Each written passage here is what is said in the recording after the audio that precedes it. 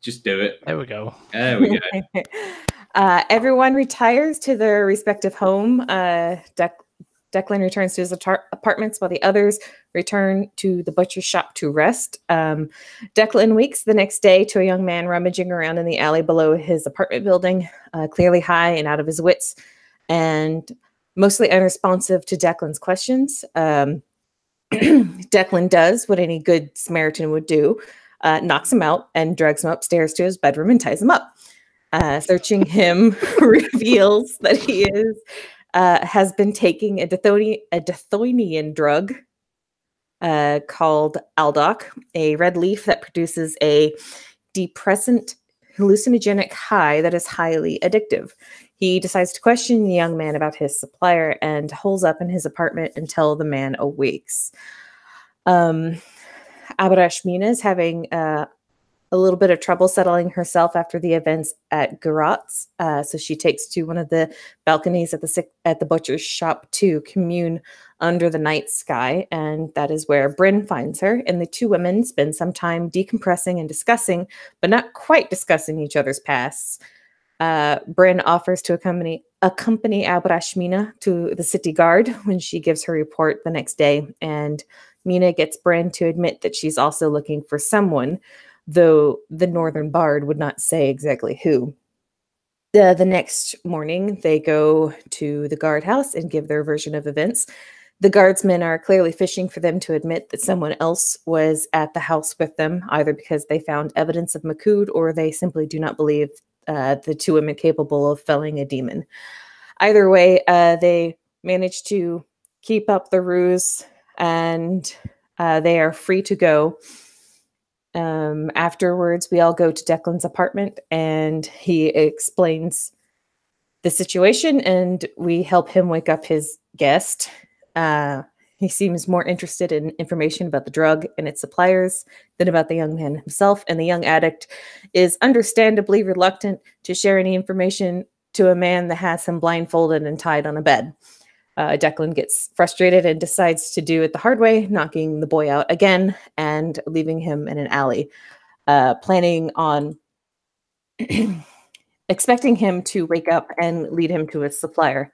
Bryn voices her opinion that she doesn't think this avenue will net him any results, but Declan is resolute in his methods, no matter how strange the rest of us may find them.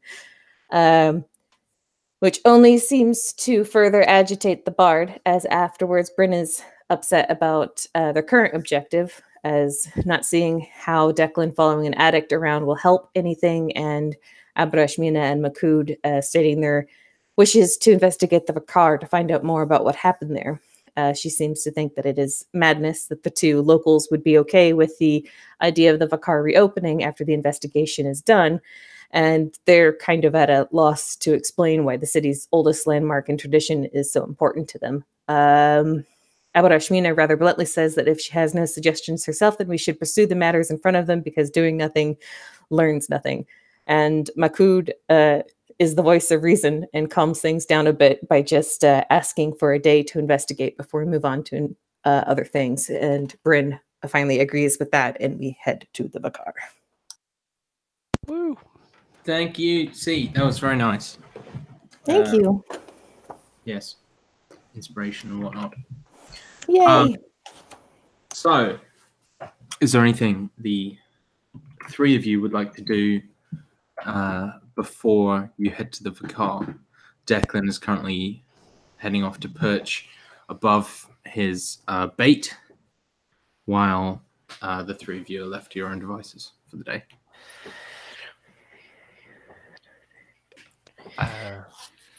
Don't think so.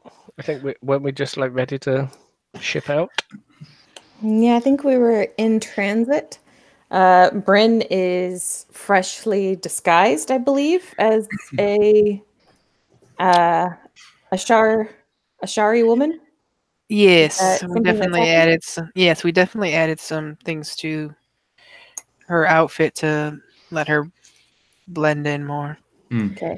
Definitely. And Abrashmina, I think, is taking a leaf from this book as well, and she is currently using thaumaturgy over and over again to give herself the appearance of regular pupils and eyes.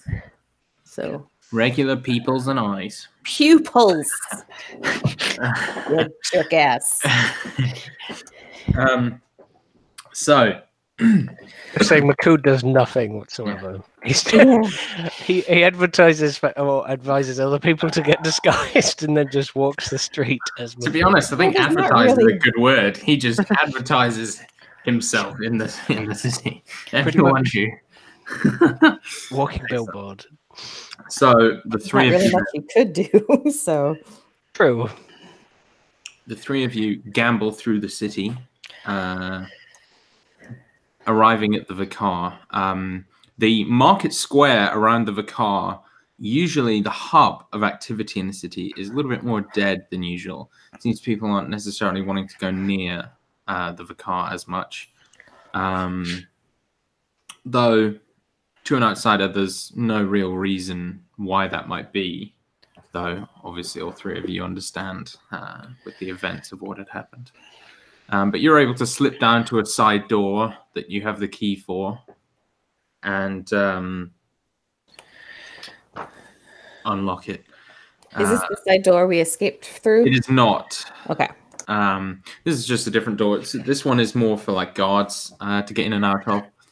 And so when you open it, it opens into that sort of alleyway almost beneath the bleachers, the seating area. So it's this kind of dark stone cool area with shafts of light where there's gaps between the seats. And immediately upon entry, there's like a sweet kind of sickly smell pervading this whole place. You can't see any bodies, but there's just like rubbish, old carts strewn around, like, you know, people left in a hurry and didn't stop to collect their things. So there's just stuff everywhere down here. Can McCood poke through some of it? Yeah, definitely. Make me an investigation check. Sure. That'll totally succeed. Oh, he rolled well. Despite the big negative. So that's 17 on the dice -2. Okay. So poking through, you find like there's a very kind of popular dish in Ashar, sort of street food. You know, you wouldn't catch nobles eating it, but it's a sort of small lizard that's cooked and stuffed with these little beetles. It's just this sort of really quick, easy food that, you know, is served like on the street all the time, and so the main kind of portion of the rubbish is things like that. And It's almost like jerky and still good. Yeah, sure. He would know. He has a sense of smell, I'm guessing. Yeah, but I mean, he also drank laced wine, so Sure. you know. He has a tough constitution. You got to take what comes when you live in the desert and stuff. So Yeah, no, he's also got like 3 stomachs. Yeah. that's a good point. I don't know if he knows how many stomachs he has. Don't know if you can count that. Mm. No, yeah, it's definitely like it's not meant to be eaten, not fresh, but it's still good. It's like It was, to Chinese be honest, food it second day. probably wasn't fresh whenever it was being served here. No, I mean it's the sort of it's like a kebab, where it's, you know, sort of constantly heated, and that's how they cook it. So, you know, it's not really good for you any time you have it, but yeah, it's edible. He kind of like finds maybe the freshest one or 6 and just Chowing down. good. They're a little bit crunchy. What do but they you call it, Rob? also- Do they have names? Probably. I'll get back to you on that. Can I make a suggestion? Yes. The man's ashari, which is meat surprise. Perfect. That's what it's called. What's the surprise? Did you The spell that? Beatles. The Please. Beatles. This is lizard in Arabic, which is strangely beautiful. Sahalia. Tahalia. I have the Yes. spelling for it in the chat. Thank you very much. Mans Ashari. I'm going to take Sahalia as the Minotaur version of lizard. I like snake. that more than meat surprise. Just I think Meow, meow, meow, meow. you also find a small dagger, and this dagger is unusual in that it's not made of metal. Looks to be made of scale that's been kind of broken off, so that it's like almost prehistoric flint spear tip type thing, where it's been broken into shape. And then wrapped with some kind of leather. And you see just scratched into the blade are more of those weird symbols that you seem to see everywhere. Numbers.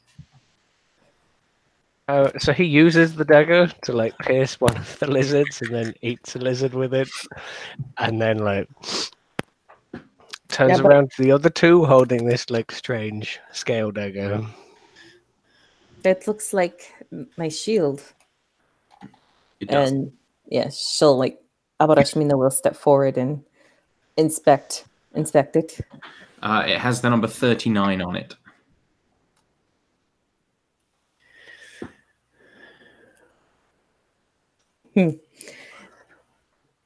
I was not entirely sure that man that we found down in the waterways was connected to this, but this says 39 and the shield says 60. so. We know there were at least 60 of them. Possibly. And that they are not good at summoning demons. Or at least controlling them. Did your employer say we were supposed to find bodies here?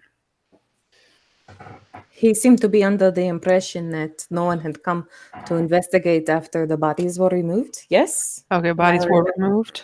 Am I remembering that properly? That the dead were removed, but then they kind of just chained the thing up and left?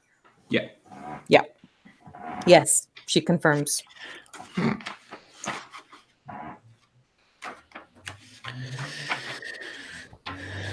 And yet they left these things behind?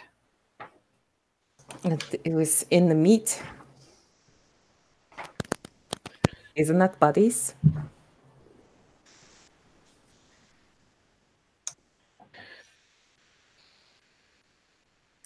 I guess we should keep an eye out for things with numbers on them. I don't know what that's going to prove, but This is a scale of sandworm, yes? Yes. Yeah. I Yeah. presume. Makud knows, having been close to a sandworm or having some. Yeah, experience with sandworm, or... And also, Mina has a great big shield that is also made from Yes. sandworm scale. Yes.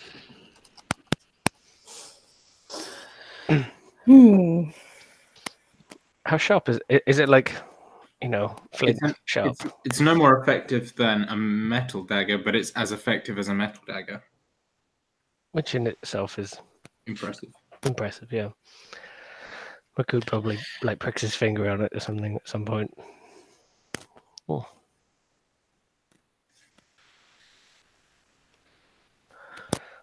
We might well find more further in.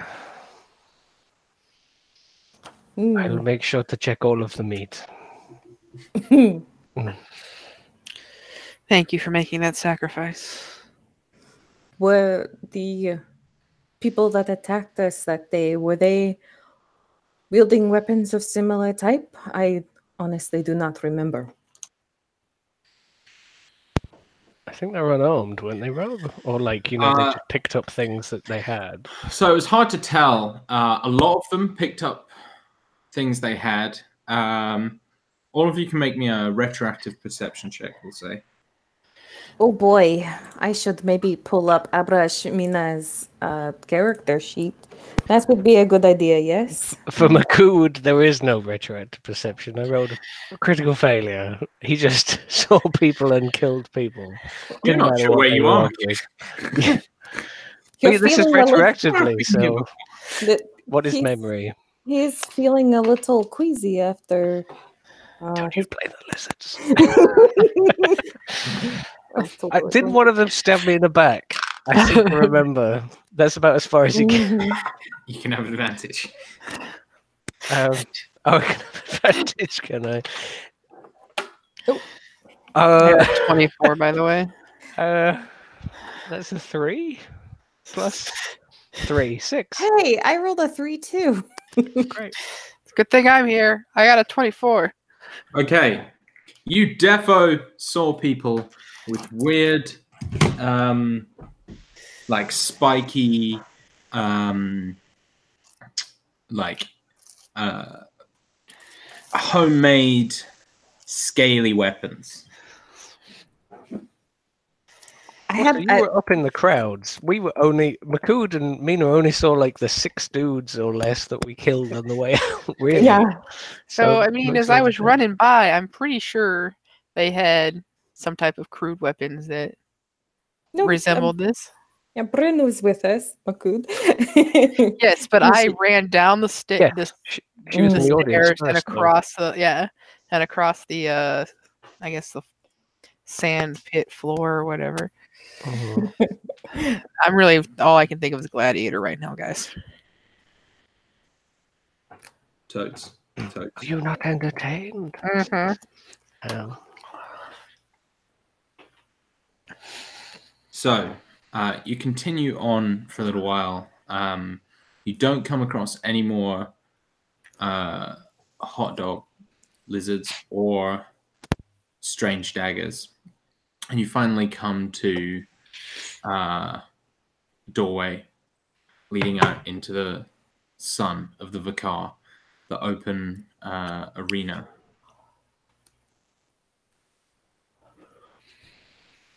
Before you, you see a few things.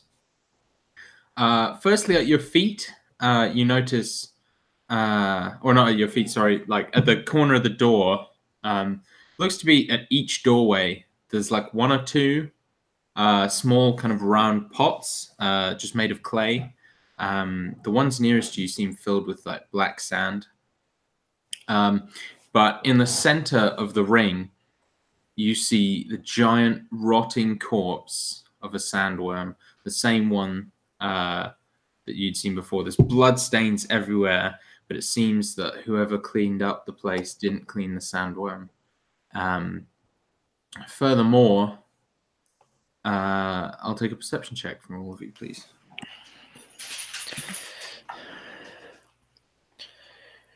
Ooh, that was better. 17. 19. 13. I am going to use a different D20. Okay, none of you notice anything. I do want to look in the black pots, though. Are those normal? Make me an investigation check. Investigation. That will be Are they just on the outside or the inside? 17. Could have experience of them? You've never seen these before. Oh, really? Okay. 17. 17. So you aren't sure, but there's definitely something magical about these pots. You're touching the sand, and it's pretty warm to the touch, but nothing really strikes you as particularly odd. But they're definitely, I mean, apart from the fact that they're definitely magical, you're getting that sort of aura off them.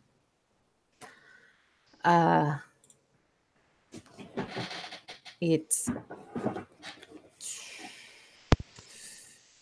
Damn it. I did not pack detect magic today. Okay. I was just checking. Mm. I'll But yes, say- Abrashmina will say these are new. Yes, Makud. Good Magical. nods. You know, yeah. Bring his notice to them. These are magic, enchanted of some kind. Do they give off any kind of scent? That's what I was thinking. They do. It's not very strong, but it's a very slightly sulfurous scent.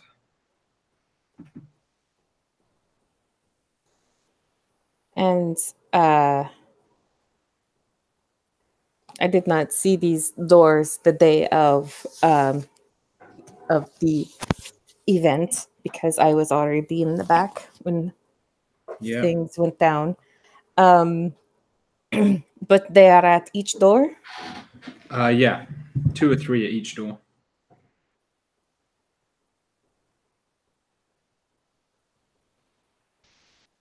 Sulfur being the smell that we smelt when there was the demon summoning, right? Yeah.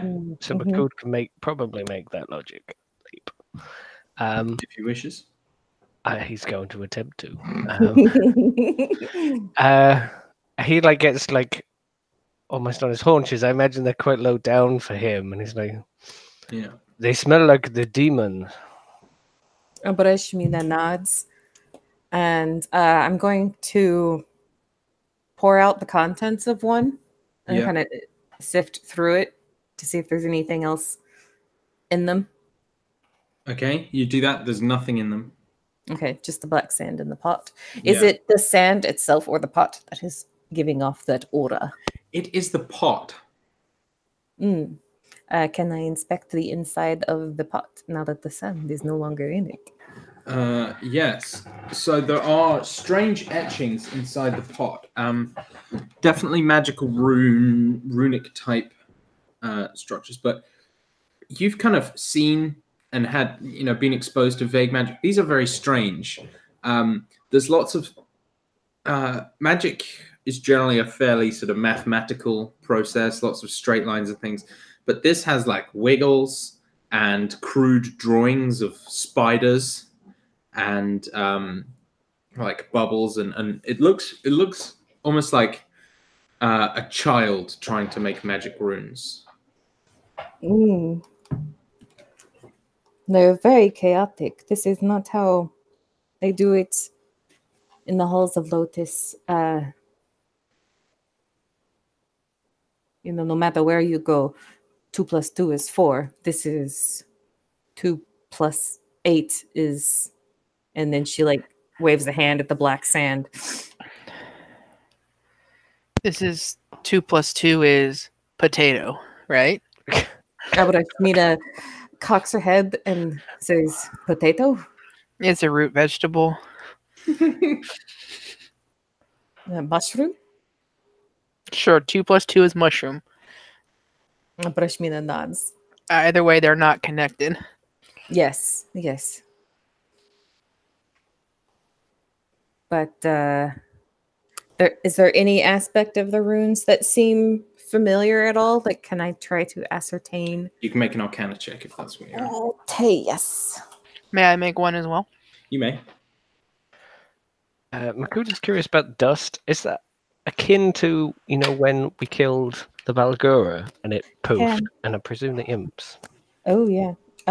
Can I just give Bryn advantage on her Arcana check? You may. Makud, it is not. Okay, This is very different. fair enough. That was like a sort of An ash. dust. This is clearly sand, but it's Okay. black, like volcanic sand. That's an 18 total. Okay.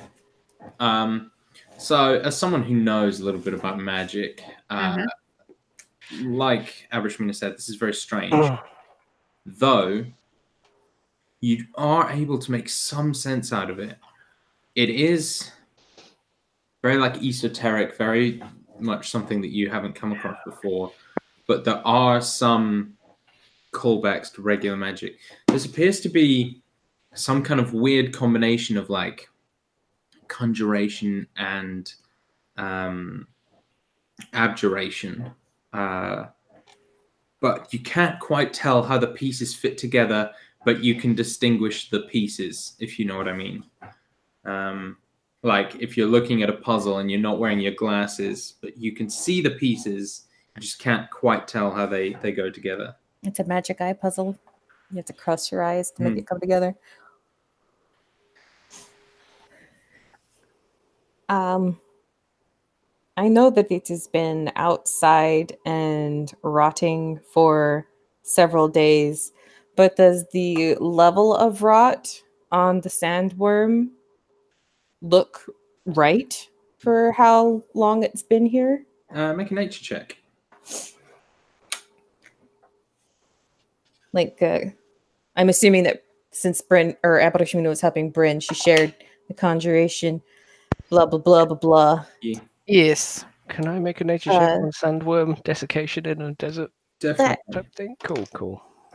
That's a nat 20, which makes it 21. Okay. It looks exactly as you'd expect. Okay. Dang, I'm so glad I got that crit on. Okay.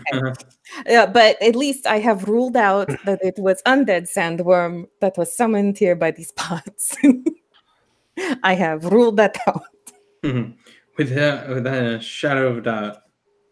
It was not dead when it got here. One last thing about the sand, because Makud is really interested by it. Black sand has, in the migratory things that we suggested for minotaurs around the deserts, would he have? Does he know of an area? Does not contain any black sand. Any black sand at all? There are no volcanoes in that mountain. There are no volcanoes in a shot. Interesting. So he's never seen like. So he will mention something akin to that. He'll like get up with like a fistful of it, and he's just like letting it pour out to the ground. I spent many years migrating through the Great Desert, and I've never seen sand like this. It does not come from the Kazalu or the Kazala.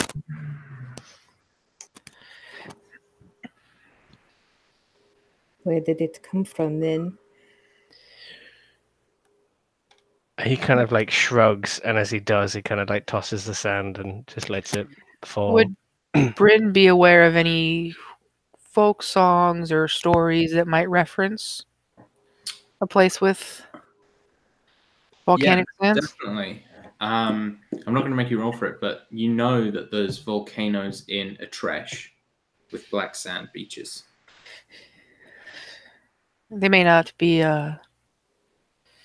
Sand may not be from here. Tresh has volcanoes with black sand beaches.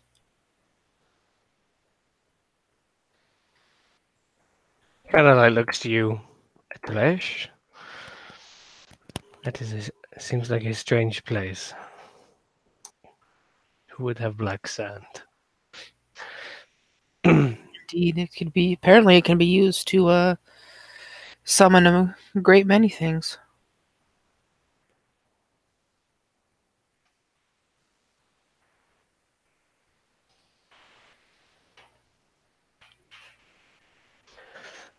He kind of like ponders, like you might get the idea that he doesn't know about a great deal elsewhere. He knows that you're not from here, but he doesn't know anything about where not from here is.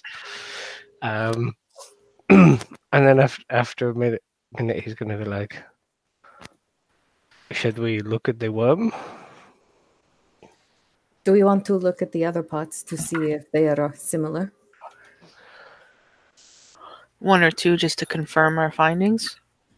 Aborashmina nods, and we'll head over to the next closest. Makud is going to nod, and as they like wander, he's already seen enough of pots. He's going to go look at the worm. Okay. Seems about that's fair. There's probably about 3 steps he takes after you, and then he starts just curving round. They got this. Actually, I disagree with you on what Makud does there, Dan. Makud makes a wisdom saving throw. Oh shit! Oh, He's huffed no. too much sand. It's the it's the surprise and the meat surprise. It wasn't a con save, so unless it's really, really surprising. Wisdom He ate- save? Wisdom. 13. That is a fail. Oh, Makood. I'd like everyone else to not open their players' handbooks. Dan, I would like you to go to page 244 and look at the bottom spell, please. Bottom right. okay. Of the player's handbook. Yes. I will be there shortly.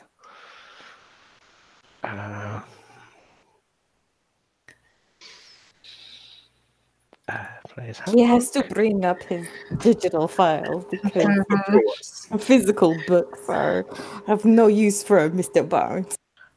Bottom spell. Bottom right. Oh, good.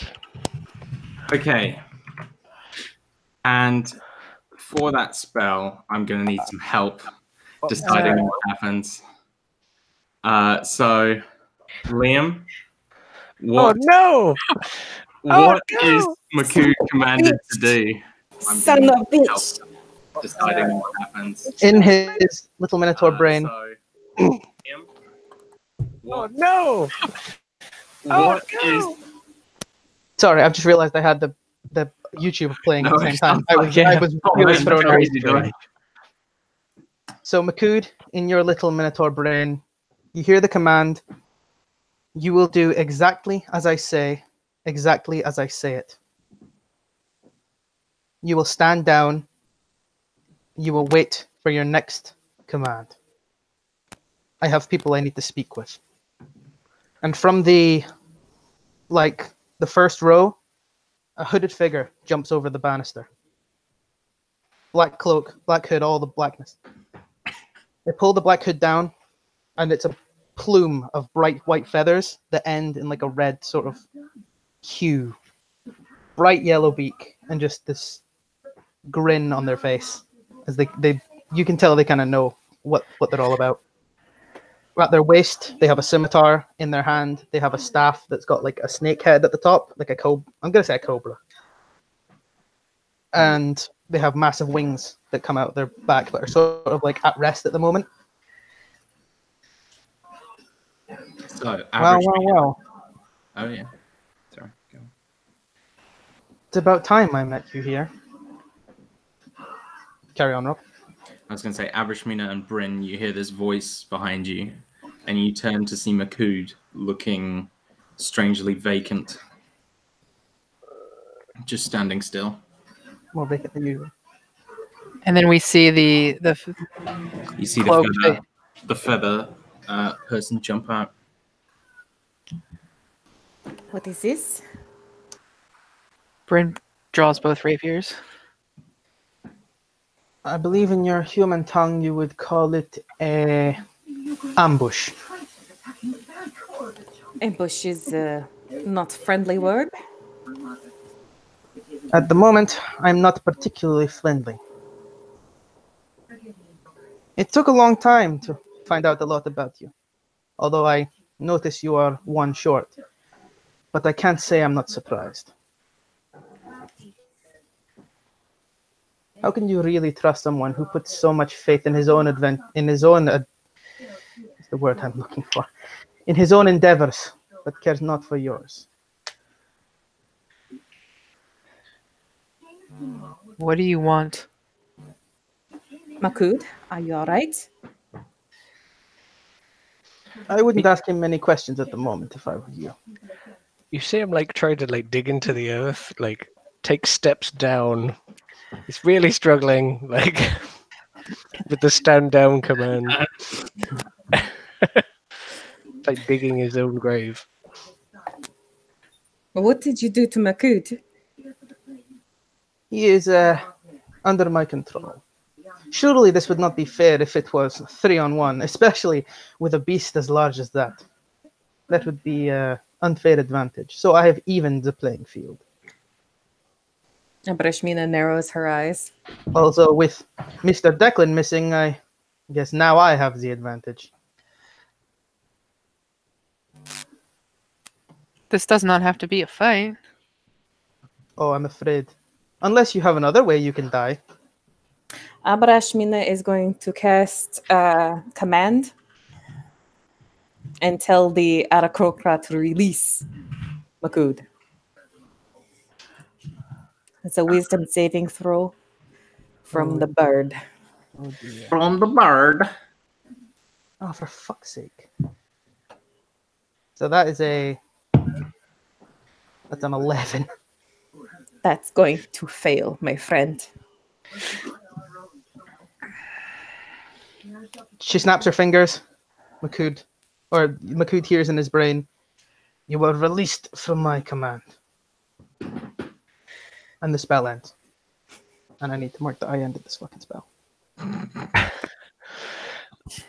I kind of like the idea that Makud is like up to his waist already, like having like made steps or something, and he's like, "What? What the?" Down. Motherfucker. He kind of like turns around at like waist height. What was that? You've like revealed yourself as a bird person. Mhm. You like stood on top of the stands, or I'm like just in front of the banister, like in the sand Okay. alongside you. Well, not alongside you, but like decently far away. is this Uvma? You found him. It's the Suvma that is making enemies of us, Abrashmina says, pulling out her sickle and staff, like standing next to Bryn. Well, this is an unfortunate turn of events. I'm curious why you're here. I'm here to kill you, quite simply. It takes a bounty on your heads and free my wife and myself. Bounty? The preacher pays a pretty penny for people who take out his warehouses. That was fast. The preacher has many thumbs in many pies. As I understand it. I've never met him myself. I would like to insight check when he said free his family. He does have a family, Makud. She does have a family. She does have a family, my bad. I'm not doing a very good female voice, so she's very You're a gravel. bird. It's okay. You're a bird. Yeah, go for it. Okay. That is gonna be a 14 plus 7, 21. You get the impression that the lovely bird lady is being correct, being honest. She seems A family. she seems very serious about her convictions, I would say. Once my wife is free, we will have a full family in Defoyne. But you're in the way of that. You're not going to get through us. You should know that. You tried trickery to even the odds. I have other ways. That was just plan A. You could always ask for our help instead of trying to coerce it or kill us. If we took out an entire warehouse, do you really think, even if through these dirty tricks, that you could win? I am far more skilled than you take me for. I mean, if that's a risk you're willing to take. I will risk anything for my Ashi. I understand that, but friend, we have... Do not call me that. We have made no enemies of you. You have made enemies of the preacher, enemies of the wifey whose name I have forgotten. You have made enemies of the preacher, enemies of Midar, and unfortunately, that makes you an enemy of me. You're not going to win this. I mean, let's be completely honest here. You care so much for these convictions that you are willing to die for them? Absolutely. Absolutely. I mean, you're going to put your wife's life at risk. I mean, you can't really think you're going to win. If I can take down your morale even by 1 cent, then I will have considered that a victory. And she throws she throws her staff down, and it morphs from this like staff of like a cobra into this enormous constrictor snake. I mean, if this is really how you want to do this, This is what we call Plan B. yeah, well, you might as well get Plan C and D up and ready to go, and hope they involve your wife freeing herself from the preacher, because you're not going to be around to do it. Or, as my friend Abrishmina so eloquently put it, you could seek our aid. And you can be reunited with your wife. I mean, really, it's a simple call. Because you're not going to win. He's going to throw her hand out and cast Produce Flame and throw it at Brynhild. Boop.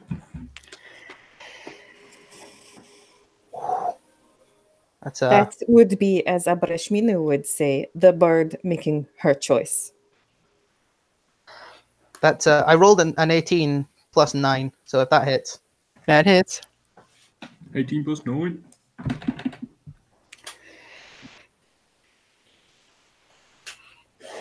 Max damage. 8 plus 3 is...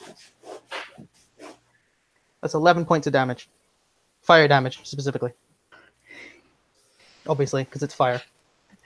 You fucking bitch. Dissonant whispers. I think after the Dissonant Whispers, I'll give you the retaliation, but after that, initiative time, boys and girls. I'm really glad I broke whatever thing that you did to Makoon before the fight started. Bastard. That's a wisdom save, by the way. Oh, sure thing. Sure thing. Poor Liam. Oh, Make you him roll little- anything and he'll fail. You little cock. I rolled a natural 1. Nice. Did you actually? Yes. I rolled a 6 on my initiative. Well, let me... Okay, how much damage am I taking? 13 damage. Cool. As you hear the screams of the Dreaming Dark invade your mind. Oh shit, I need to get my fucking Constrictor Snake up as well. You do, buddy. That's what... Never mind. Oh, I'm rolling so bad. God damn it. Rob, this is a dreadful idea. Initiatives. Other people. 6. Yep, got yours. Okay. You got 11. Do you want me 19. to do the snake at the same time? Yeah, yeah. Cool, cool. I got 9. Did not roll well. I was also Okay. somewhat in a hole. And 19 for Bryn. Is Ashley the name of child, or was that your wifey that you forgot immediately after saying? That's my wife. I don't have a child yet. Oh, okay, okay. Is my wife. My wife. Because you said you would do anything for your Ashley, and then like a second later said that you couldn't remember the wifey's name, so I was wondering. Oh no, the wifey, as in Madar, who is the someone who you may get later if you decide to interrogate me. But anyway. Mm. Ooh. A name you've heard before. It is, Yeah. indeed. Yep. None of you are up first. I'm up first. Fuck.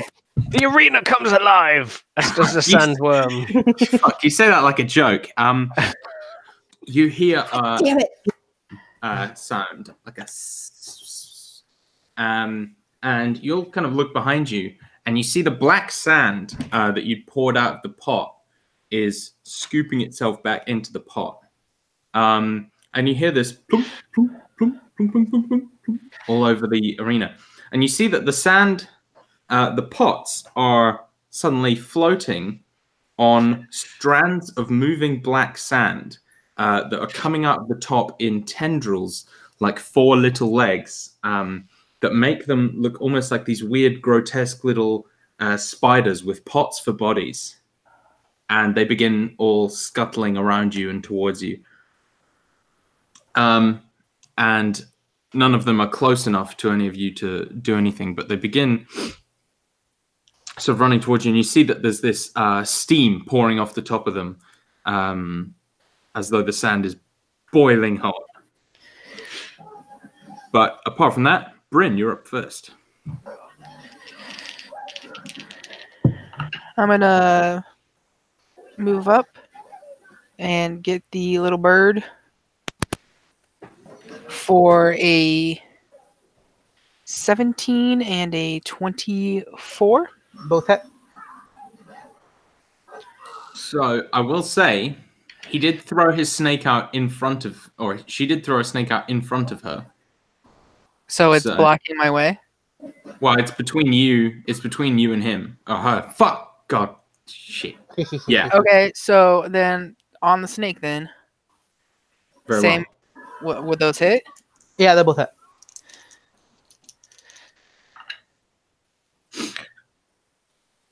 That is a 9 and a 8. I'm just double checking the snake. Yeah, snake fucking dies. You're having a great combat. already. I am the captain. Dies immediately. All right, Yuki. If all this build-up comes up to nothing, I'm gonna be furious. Yeah, me too. Yuki. Hang on, what? The snake is dead after 2 hits. It's only got like 13 health, according to the creature What? manual thing. It's not a giant constrictor snake then. It's not huge. Oh, it should be. Giant constrictor snake has like 60 health. Helping! Stop helping! I want this snake to be epic, goddammit. Yeah. I'm gonna die. Yeah, Conan snake. This is just Otherwise this bird is going to get curb stomped horribly. this That's large the point. giant. I love you, Liam.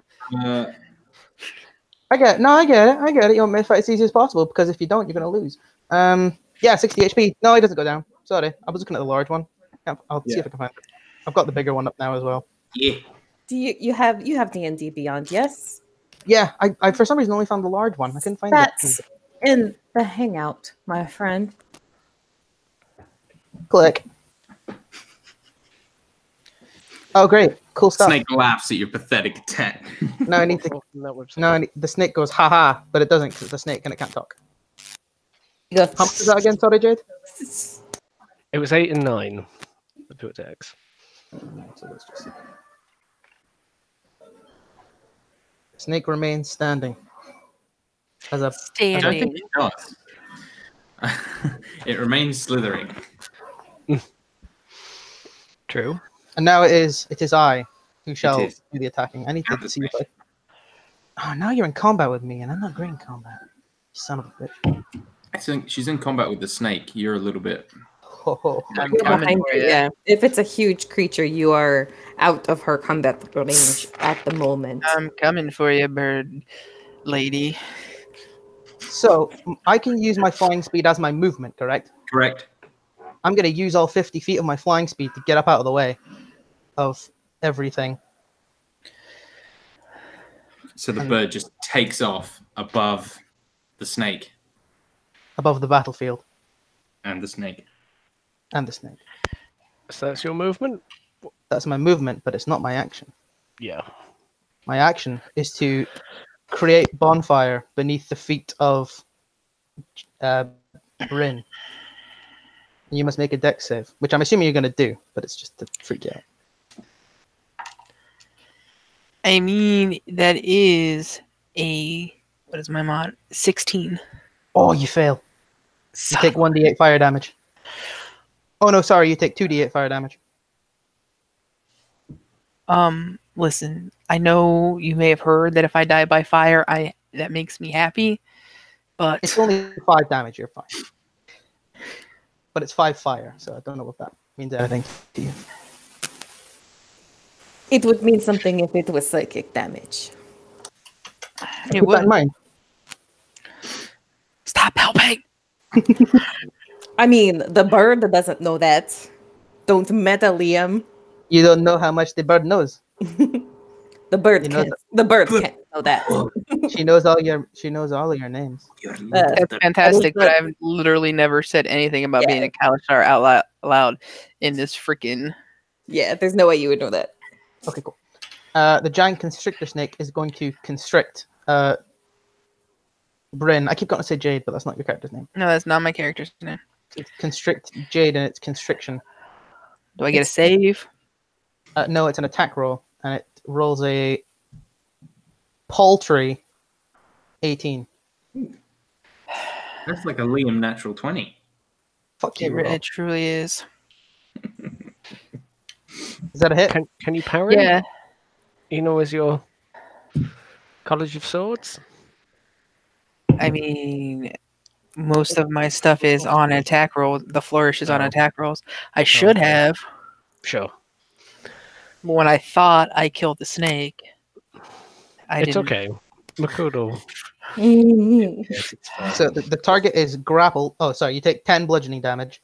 The target is grappled, which you can escape with a DC roll. I'm not going to tell you. Until this grapple ends, you are restrained, but the snake can't constrict another target. So the snake sort of, in Yuki's head, she goes, constrictor, and then the snake constrictors. Slithers around and hisses in your face and squeezes the life out of you. Yeah, and I imagine it's like Jafar, you know, where it's just like so quick. And then you're squeezed. All right, Mackie D, Makood. Oh, it's me next, right? Mackie D. I rolled bad. Yeah, we got Abe, I rolled Mackie D. bad. But, I got 6. so, Makood, Liam, you've seen Makood's relationship with Suvma or Bird People before, right? You've watched Yes, that. I have, yes.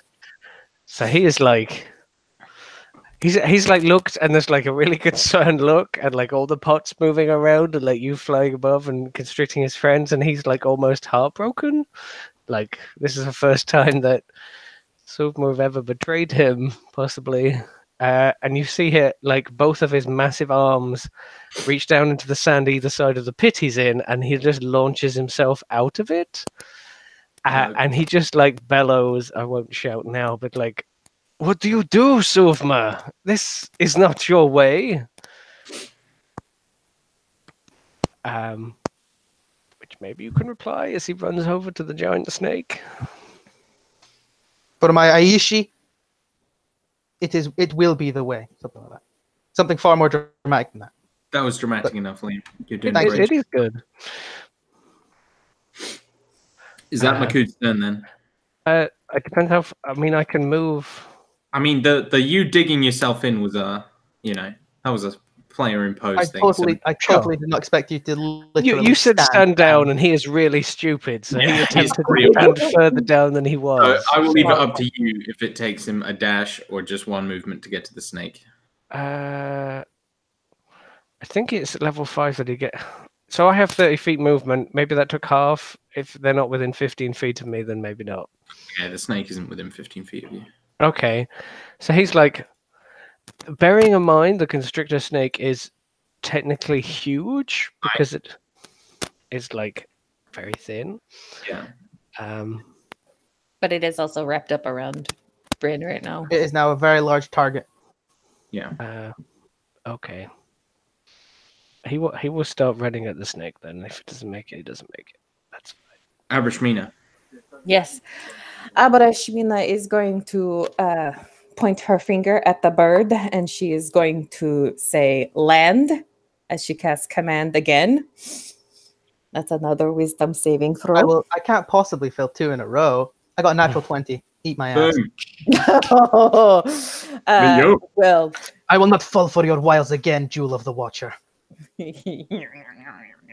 I can't also cast spiritual weapon on the same turn as casting command, can I? No, that is not the thing I can do. So instead, Abrashmina is going to use her bonus action to frown unhappily, and that is her turn. To frump. All right. It's the turn of the pot boys. Oh dear. Just because this is the image I had in my head when I was coming up with them. one of these cute little pots scuttles up to Makud. Just as you arrive at the snake. Okay. And it sort of almost seems to regard you for a moment, though it doesn't have eyes. And then it leaps up. Its 4 tendrils grab your wrist, and it tries to force itself around your hand.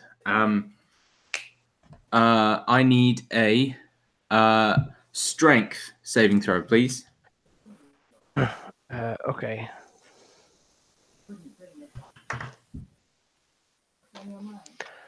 Do-do-do, 20. Okay, so the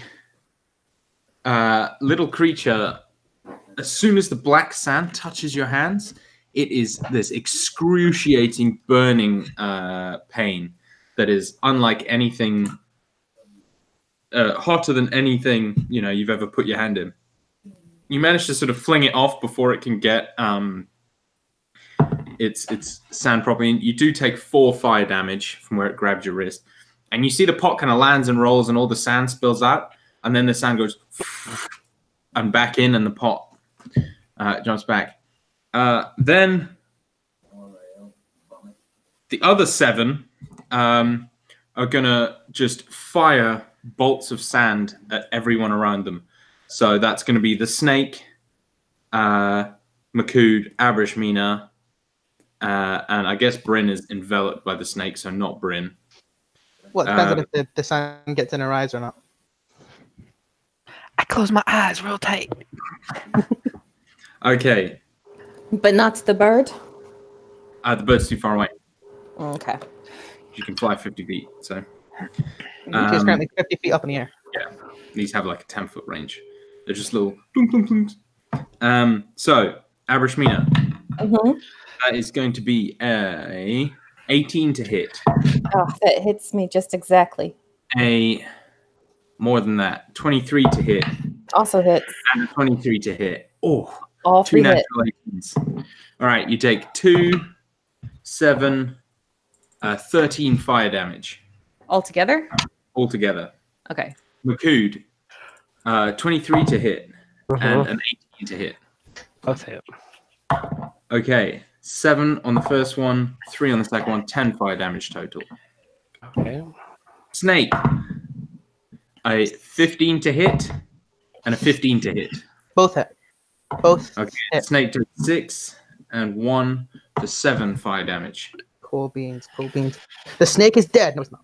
So these little pots are just like scuttling around the battlefield, seemingly randomly, just firing off little gouts of sand that spray and hit and burn your skin, and then just snake their way back into the pots. And it's this very sort of chaotic, crazy, explosive sort of situation. Where everything seems to be chaotic, and you can't really put your feet down anywhere because these pots are everywhere. How much did Makud take again? Total 14 damage so far. Is that halved? Was he raging? Oh wait, he doesn't have that. He doesn't have that. Yeah. Sorry. It's okay. Brynhild, it is your go. So it's an athletics check to try to. Let me double check. Yes. Or you can scream in its head.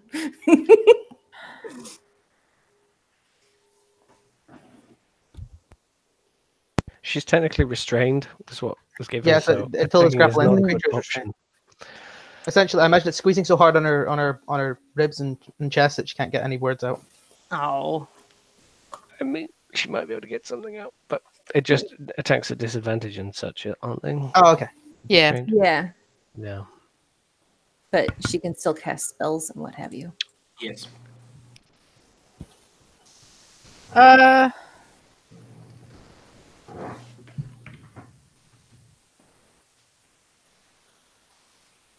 Yeah, let's.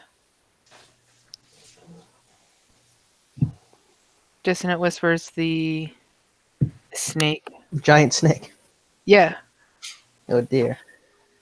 Is that a wisdom save? Yeah. Yep. 15 does not save, as I understand it.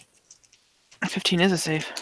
Oh, But Snake's Snake's got one more willpower than I do. But it still takes 5 damage. No, it's not. I'm gonna stop that now. Damn. This is what you invited, Rob. Your game was so serious until I showed up. I was hoping it would save because then it has to run away from you. Or that it would fail because it would have to run away from you. Pussy ass Snake. Yeah. All Is that right. your turn, Yes. Yuki? I'm gonna do the snake first because I know what the snake's gonna do. It's gonna bite you. It's gonna take a big old chomp. I'm going to bite your bum. I'm What's gonna that bite for? you. Stranger danger. It's a Rolls thing. against creatures have advantage. Oh, you know how dangerous I can be with advantage, my dude. Oh, yeah, but it's a snake's advantage. Oh, I rolled a fucking 2 and a 6. That's what you get. 12. Karma. Does a 12 hit? Nope. Snake bites itself. But it doesn't scream because it's a badass snake. I mean, And also I'm controlling it, so it's like you're not gonna fucking scream. Yuki just is in the air like flapping, just trying to stay in where she is, and she's like, well, I need to check on it. Midar gave me these for a reason. And she pulls from her sleeve like a wand that's got like little knobbly bits that are glowing blue, swings it around her head and points it at the three of you, and uses her wand of magic missile to cast magic missile at 7th level. Fuck you! oh my god. All my fucking charges. So that's 3. Wait, no, hold on. That's 9 altogether. 9 divided by 3 is 3. It's only 3d4, lads. Don't worry. Chill your herbs, guys. +1. You'll Plus be one for fine. each of the boats. Yep. Remember. Plus another 3. So Abrashmina, 8. Mhm.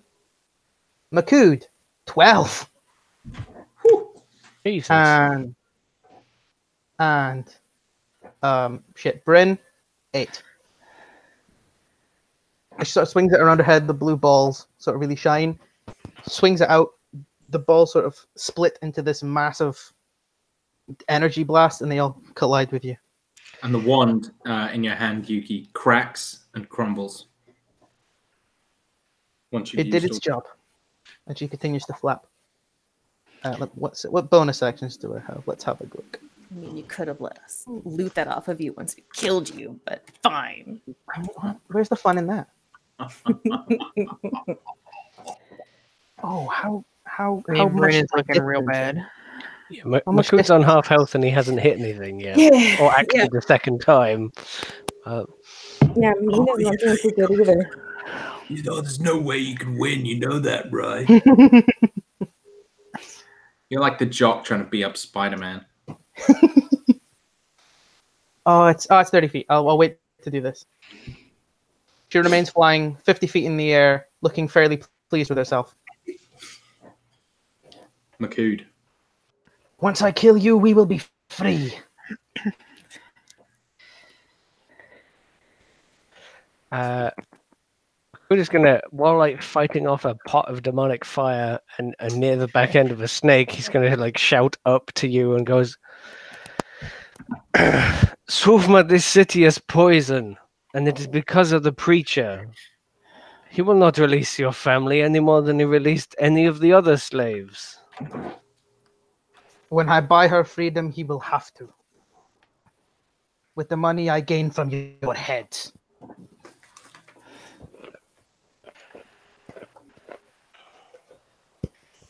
We will save the young girl from the church, hide in the Thoy. We'll get out of this poisonous city.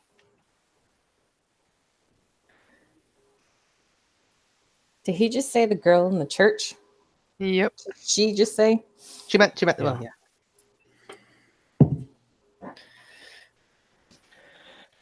Very well. Sorry, Makud. 1 second. I will just noting all that down.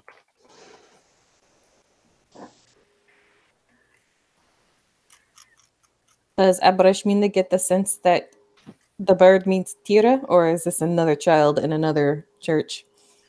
I would say she can make an insight check. I would agree Yeah, with that. okay. That's going to be 7 plus another natural 20. Yep, that's who he mean. That's who she means. And what did you say exactly? We will save the girl from the church, go to Dithoin, and live our lives away from this poisonous city.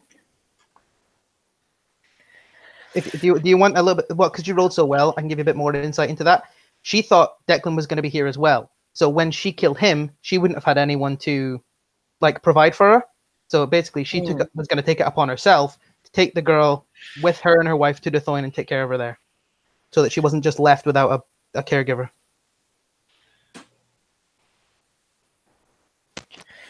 So I guess we could say that the bird thinks Declan's not here because he's dead or something. But she just thinks Declan's he's more worried about his own goals than he is about yours, and that's why he's not with you, because he cares more about himself than he does about himself and his morals than he does about you. Man, he's getting roasted today.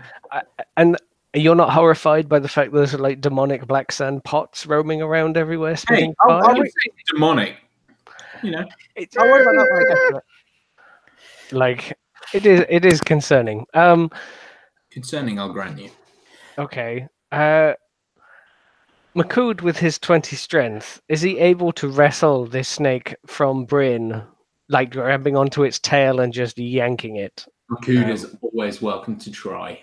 Okay, so one of his first attacks is going to be to grab that tail, and he's going to attempt to pull, with any amount of movement necessary, the snake from Bryn. Do you want the escape DC to just be the same, Rob, as it would be if Bryn was trying to escape? Yes, I think so. Okay. He's also now raging. I should have raged before. Not that it made any difference to any of the damage he took, but you see him get angry. And you see the sand start to whip up around him, but it's such chaos you probably don't really notice, and there's a big snake thrashing around. That is 25 on his strength. On his athletics. That's enough to free Bryn. Right. So like two big meaty Makud fists bury into the tail end of this snake, and he just wrenches it and probably with some amount of movement pulls the snake snapping from Bryn. With my second attack, what I would really like is to grab one of the pots and put it inside the snake. Oh my! If I can, because I've got the snake grappled in one hand, can I grapple a pot and put it in and pulverize it into the snake's face? As always, Dan, Okay, you're my face. you're my Patrick Rothfuss. You are welcome to try. Oh baby! I was worried. You were holding the tail and you said shove it into the snake, and I was concerned. Yeah. I mean, it can be that way if you want, but I was going to say he could pull it and then re-grapple further up. That's a 22. To grapple. To grapple the pot, and then I want to move the pot into the snake. Pot could hit a 22. It doesn't. Okay. Yeah, so he grapples the snake, pulls it down, grabs it, and like turns its head towards him so he can see who's doing this. And I'm going to grab the pot, and I might take fire damage, who knows? Yeah, and then I'm just going to bury the pot inside the snake and close its mouth. Okay, you take 5 fire damage as you do this. But the pot goes down the snake's gullet, and I imagine you put your hand into the elbow as you're holding it, and the pot is wedged. The snake starts choking and coughing, and it's going to take a bunch of fire damage. And that was a fucking awesome turn. Yes, man. It's just like, I imagine for minotaurs in the desert, giant snakes are like alligators in Florida. Yes. Another gator got in the house. Another gator! Give me that shovel! Exactly. How much massive fire damage did the giant constrictor snake take, Dan? Rob, I even? don't know. Get it, Dan. I'm going to just roll that now. That's 1, 4, 7. So that number 12. 12. This turn. Abe. Right. After Taking seeing- 31 damage, by the way. Yeah. Just for you. So Yeah, but I'm also the only one that can reach the damn bird. Um, I'm on 6 health. fuck. God damn you both. I mean, I can heal myself if I survive. Oh, hold on. You two. Wait This a is second. your two's fault. Let me just do a quick thing here. You would still be in the space where my bonfire was, wouldn't you? No, because the snake probably would. I would argue that the snake smothered it when it grabbed Anyone was her in in. yeah, the snake was. Okay, that's fair. That's No fair. worries. That's fair. Continue.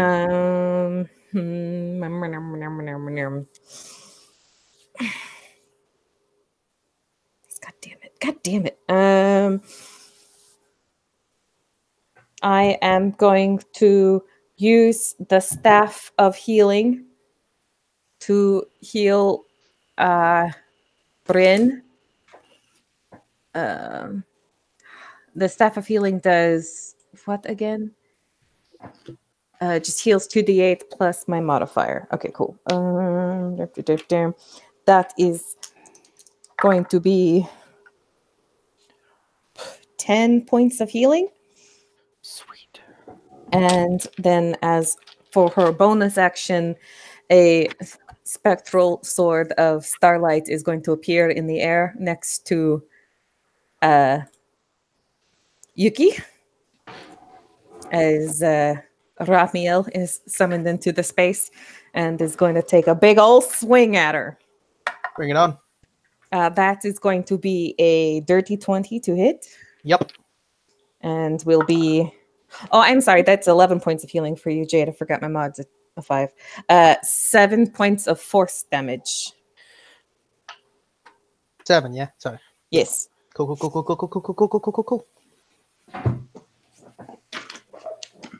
It sort of tears out a cloak, and you can see like the armor underneath the cloak. Give me one. No. Sec. And Absolutely. the pots were 10 feet away whenever they were shooting at Mina, yes? Yeah, they are all around you. Okay. I'm going to get away from them as much as I can with my 30 feet of movement. Rules lawyer time. Oh, Yeah. Jesus. That was me slamming the PHP close. Mhm. You have to be touching someone with the staff to cast a spell. Because the Cure Wound spell is a touch spell. Aha! That is true. So you would But, have run over to Bryn.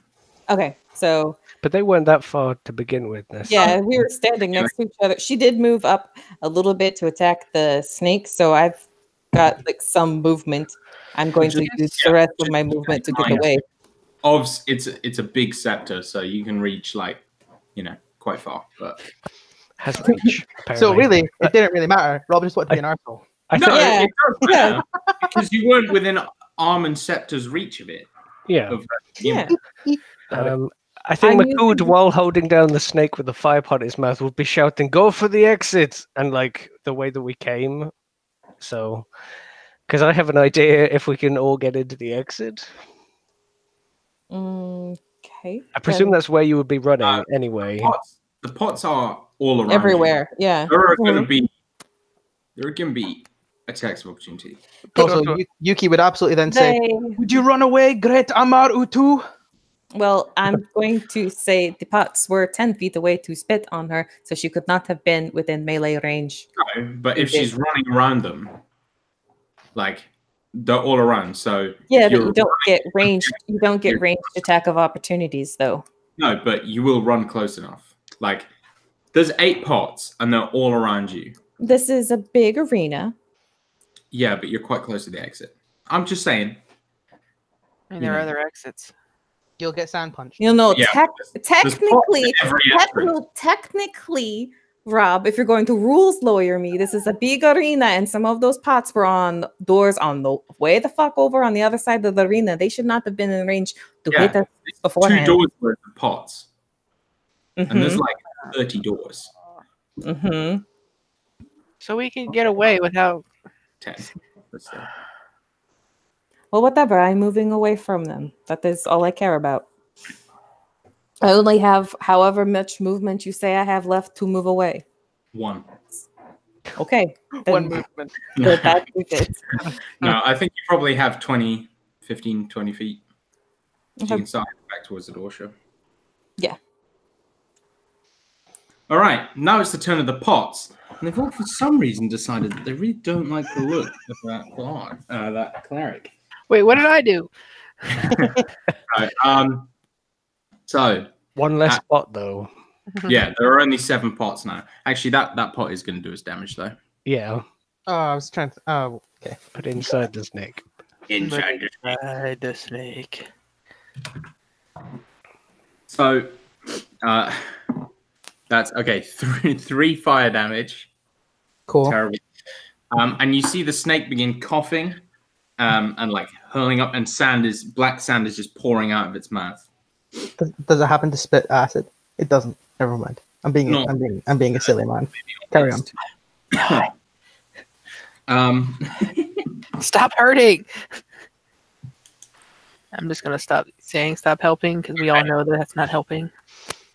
Average Mina, one of the pots scuttles up to you and tries to attach itself to your hand. Yep. I don't know why I rolled. It's a strength save, please. Would you've got it? I would have. It was a pretty good roll. 9. That's a fail. Okay. You take 7 fire damage. Oh, no. 15 fire damage, might be. And you... I'm just Okay. going to say, it attached to her hand and did 15 damage, but this pot inside the snake did 3. Yeah, the pot got 3d8 and rolled 3 ones. Jesus! Yes. Fucking pot! Pull your weight. It's doing to me. It's rolling to Yes. me. Hold on. And the pot on her did a 7 and an 8 because it only gets 2d8 because it's not inside her. So I was being kind to you, giving you an extra d8, and the pot still failed you. Okay, your hand is now engulfed by the pot. It's like being shoved in boiling water. It's searing and burning you. Which hand? That one not holding the staff, I Yeah. assume. Of course, because it couldn't engulf the entire stuff. Yeah, you can't use that hand until you shake the pot off. Okay. Okay, that's that one. Ambrashina is screaming in pain. One of the pots is going to do the same to Bryn. I don't know why I rolled. Bryn, it's a disease. Oh, Robert. Strength save. God damn it, the other one was better. 12. A 12 is a fail. She also has both swords drawn, because she said specifically she had both swords drawn. That's fine. It's not... So it's going to end up being like her hand is half in it, not all the way engulfed. But the pot is also Or stabbed it does straight in the gut. actually specify legs as well. So, okay, we'll say this one's got her foot then. You're going to take 9 fire damage as this pot basically like times it so that when you're lifting your foot, it scoops itself under and pulls your foot into it. And it begins Bryn, burning. I know this is really dramatic, and I know this is like really terrifying for you, but also talk shit, get hit. Boom. The rest of the pots are just going to fire. That's going to be a 19 to hit Makud. Hits. I have 16 armor, so... Okay, that's a natural 18 to hit Makud and a miss to hit Makud. So a 7 and a 5. 12 fire damage to Makud. So a 19 and whatever. I'm just wondering if I had, cover from the snake, but how much damage? Would you have cover from the snake? I love the pots and I love the snake and I love Yuki, but I mean, Bryn is about to die, and as am I.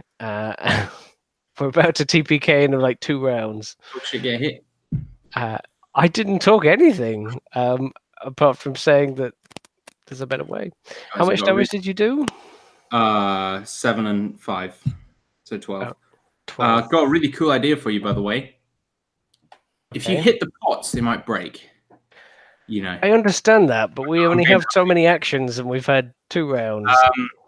And the last pot is going to go for the snake and miss. Wait, 11 11 misses, yeah. and miss. But only just, to be fair. I like the idea that it still hits the snake, but the snake just doesn't care. You have. Oh yeah, that's all the pot. No, you've got one more pot because there were 8 pots from the beginning, right? Yes. Yeah. One got one's on Bryn, one's on... One Mina, one Bryn, 3 on McCood. Dan, one I'm John. going to be honest with you right here. I knew there was another pot, but I was pretending there wasn't because you guys are going to die. And you could have it attack You the snake. mentioned it. You could have it attack the snake. It You does. could have it attack the snake. And Does it rolls hit a So- Rolls a what? 14 to hit the snake. Yep. 3 fire damage. 35. I can't do math. There we go. Snake's not looking too hot. I mean, he's looking incredibly hot because he's on fire, but he's not looking too great. I imagine it's like scales burning and turning like white. Mhm. Unfortunately, it's Yuki's turn. Is it not Bryn's turn? It's Bryn's turn. Yeah.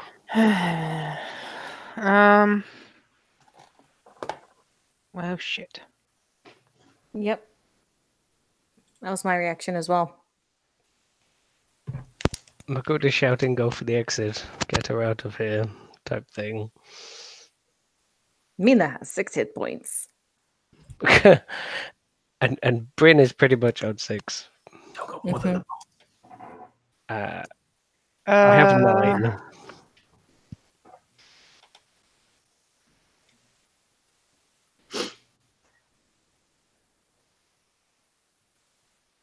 I guess I could.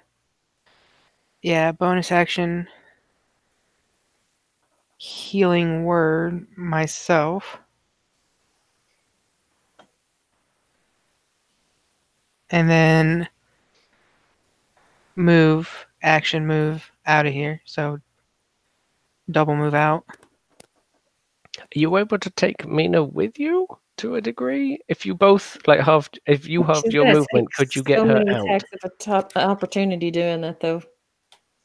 They're firing. The pots are firing from long range, by the looks of it. Apart from the ones that are stuck to you, but if you could Yeah. get out of the arena, by the time McCood comes to his turn, he might be able to Yeah. shelter us from most of the damage. Yeah, it's just Bryn is in combat with the snake and with a pot, and she's going to have to take both of those to move. I pulled the snake away from her. Yeah, there's no pot in Oh. combat with Bryn. And she has one stuck in her Except for foot. one. That's it. Is that not counting as? The one I guess on her hand isn't going to get an attack of opportunity on her foot. But it will burn her at the end of her turn, and then she gets a save to get it off. As long as you're in the archway, I can stop maybe 90% of the damage we're having, and then we just have to deal with the ones attached to you. Maybe. Anyway, So, leave. yes, leave. That's exactly what I'm doing right now. After I heal myself really quick. And then you're trying to get me to take Mina with me? Ideally, because she goes after me. If you both could if you could usher her into the archway before I go, it would make this plan much easier. I will say yes. Okay, fine. Yes, we do that. That's exactly what I do. And then you're going to get an attack of opportunity as I try to run away, correct? Nah. All right. And that healing word was at 2nd level, by the way. Should it heal? What did you get? Healing. 10. Nice. That's pretty good. Yeah. Really. All right. I You can can- survive this. The snake is going to attack one of the pots that just splashed it. It's going to move over and just take a big old bite.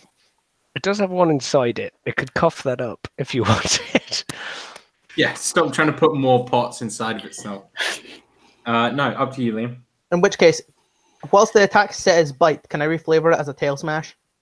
Oh, The exact same that it does bludgeoning instead of piercing. Defo. Just because. Defo. So it can't go anywhere because I have it grappled. But it can tail smash because it's fucking Yeah. massive. It's also not, be glad it's not tail smashing you. I'm at That is a 17 to hit. 17 hits. Does it matter how much it does, or does the pot just smash? It does matter. Okay, allow me to roll 2d6 plus 4. Okay, it doesn't matter how much you roll. Just for posterity's sake, that is 13 points of damage, Rob. The pot explodes, and the sand inside it just leaks out and begins to cool slowly. Great. I keep getting this snake snap. How far away is the exit from where I'm currently flapping about? About 60, 70 feet. If we had to run forward, it'd probably be more like 90 at an angle. Well, but you didn't have to run that far for it. Okay. Because I let, Jade take half movement to pull you, or Bryn take half movement to pull you there. Okay. So we'll say 70. Yuki is going to look over at the exit and see you guys are running for it, and she's going to go, "You will not get away that easy." Throw her hand out, and she's going to cast Spike Growth. Like, it's got a range of 150 feet. So depends on if you want to put it in front of the... Do you want to just put it in front of the door? Can you watching our other campaign? Can you only cast Spike Growth where you can see, though, and they're already in the exit? You can make it you can certainly make it difficult for them, but I think it's a around in a 20-foot radius centered on a point. So if I put it at like the entrance, it would pop up 20 feet around the entrance. Yeah, so I get totally. Great. By it. Okay, so I can manage, maybe. Nope, don't do that. Don't do it. No, do it, Liam, do it. Nope. The area becomes difficult terrain for the duration, which is concentration. Double movement, yeah. 10 minutes. When the creature moves into or within the area, they take 2d4 piercing damage. I guess, are you two already in that space? In the yeah, they haven't moved yet, which is important. In which case, 2d4 piercing. I also closed my... For every 5 feet you travel. So if you're going from one end of it... They haven't traveled yet. Yeah, but I'm just saying from a cood, that is going to be 2d4 piercing. Okay, I know. For every 5 feet. I know. It's going to be like 40 feet you got to run through to get us out of there. Am I from... Yeah, but I'm... Just have to get to the exit, so that's like 20 feet away, maybe? We'll see. And then, I'm not going to be able to reach you. God damn it. Oh well, I can stop Makud. I'm going to fly down 20 feet so that I'm within 30 feet of Makud. And then as my bonus action, I'm going to cast Grasping Vine. Can't. Why not? Spell. You need a yeah, you're right. God damn it. That's why I didn't get to do my shit the first time. In which case, I will fly down 20 feet and cast Produce Flame and throw it at him. Because that's a... Oh, it's an action! Fuck! Never mind.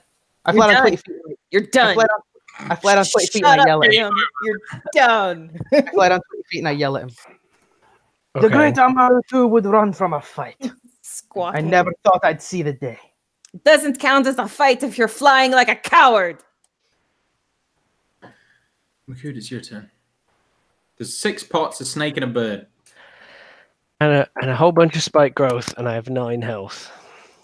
Got this. I could roll. Wait, how much? Slightly more health. Yeah, and how about you just start shot putting pots at the bird and hope break her concentration. That's a good point. It concentration for that spell? Makud wouldn't even know. Makud wouldn't know, I'm afraid. You can see her eyes are very focused. So is there 20 feet of thorns between me and the exit? Yes. Yeah, let's go with that. And that's 2d4 so per that's 5 feet? It will be... So he has to roll a 1 84. on every single one of those 8d4s for you to survive. And then it's another 20 feet out. So okay. The snake is huge. That is like a 10 by 10 square. Yeah. I can move it because I have the movement of the snake because it's grappled. If I swing it across all of the thorns, it may well kill it. And then its dead corpse, I can run across the top of it to get into the exit, and then I will pull the corpse into the archway of the exit, blocking it entirely. Dan, you're fucking great. Liam, roll 8d4 damage. 8d4 damage. You got it, chum. Just gonna fucking Scooby Doo snake or Scooby Doo. I'm No, tired. it's the Bam Bam Slam. It's the Like, Bam Bam Oh Slam. my from the Flintstones. fucking Christ. I'm just seeing that Dave Chappelle meme where it's like modern problems require modern solutions. Oh no. I thought I'd rolled exactly my health, but I haven't. But I have rolled enough to kill the snake. So before he does that, Makud looks up at you because you are closer to him, and go like, Minotaur and the Suvma have always been friends. The fact that you're a Minotaur means nothing to me. And then he is already angry, but he is trying to reach out to you, but smacking him down apparently. So then he is going to run the snake through all of the spines, just mutilating it. Yeah, And then I will Turn grating it into a cat of nine tails, not a snake. And then it poofs into a shattered. It's like the small hole side of the cheese grater. When It's it dies, does it then immediately turn back into the staff? But like, We'll shit. say for For the purposes of a really cool moment, really cool. coolness and non them getting a staff of the adder that's been fucked with. No, it remains a snake forever. / bridge, snake bridge. Until I command it down, perhaps. But it's fucked anyway. and Makud is going to very heavily and with his massive weight on his hooves, just like stamp his way across the snake into the exit, and then I'm gonna pull it closed, just pull the snake corpse into the door. Yeah, you can definitely cover up most of the door with that. I never even thought. Does the Colosseum have a roof? No. Okay.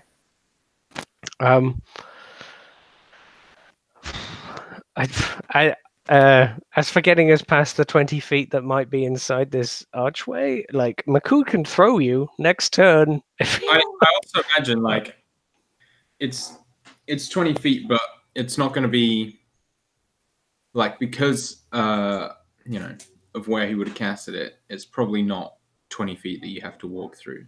That makes sense. Like, I'll say you can, you can get off it without. Did Makud close the doors, you said? Or As I understand just it, blocking I like the idea that he pulled the snake can we to close up the still doorway. see the bird? Yeah, like you definitely can't. It's a big door. You definitely can't fill it with the snake as part of your movement. So Is it Abrashmina's turn now? yeah. Okay, Abrashmina, the sword is gonna fly down 20 feet because that's what Liam said he flew. Yeah. And is gonna try and stab the bird in the back of the skull. Get a crit on an Shit. natural 20. So Yuki, you are seeing just this disembodied floating sword like swinging at you with like a classic Ashari sword fighting technique. Mhm. Lots of flourishes and sort of beautiful arcing movements that real cut you up nice and good. Okay, so it's a 3 on the die, which becomes a 6 plus 5 for 11 force damage. Cool beans. Oh, I healed it instead of taking it away, you fanny. And this dice has been treating me real good. So Abrashmina's kind of mad. Guiding bolt. She's gonna like point the finger up at Yuki. And this time she's going to roll. I don't think that's going to hit, so I'm going to use my recap inspiration to make that a what's my 16 to hit? Just hits. Yeah, that was a good call. It would have been just one, one less than needed. So guiding bolts up the butt will be yes, Okay. 14 points of radiant damage. Cool. Yuki, you see. It's okay. not your turn. Um, You see 6 pots slowly turn like tiny ballista and point at you because now you're within range because you flew down. Mhm. So you're going to take 6 pots worth of black sand. Bring it on, you potty motherfuckers. The first one has advantage because of guiding bolt.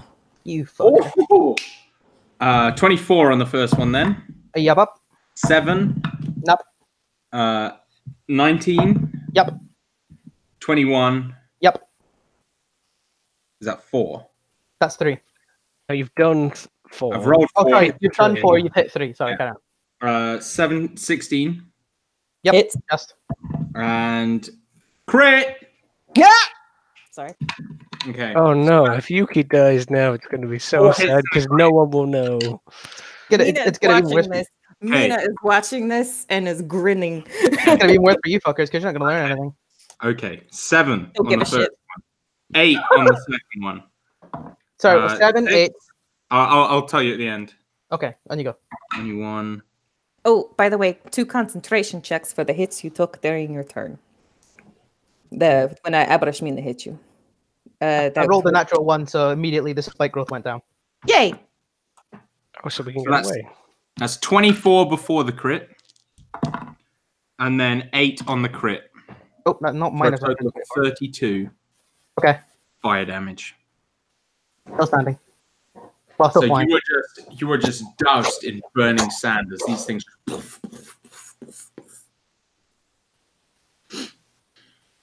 Cool. And it is Bryn's turn. Are we running? I think Makuda's still like go, go, go, go. What does the bird look like now? She looks pretty banged up. Her like all the like cloth from her cloak is all gone, so now you just see like bright white feathers that all end in like a red plume going all the way down to her like hand talons. The leather mail is not covering much. And she looks very destitute and despondent. How far are you away? Um, I'm going to say he's about 60 feet away. She's about Fantastic. 60 feet away. Dissonant Whispers at 2nd level. wisdom save. I rolled an 8. That is just 5 plus 8, 13. Jade. That is 13. 1. That is a fail. Hit me with your rhythm stick.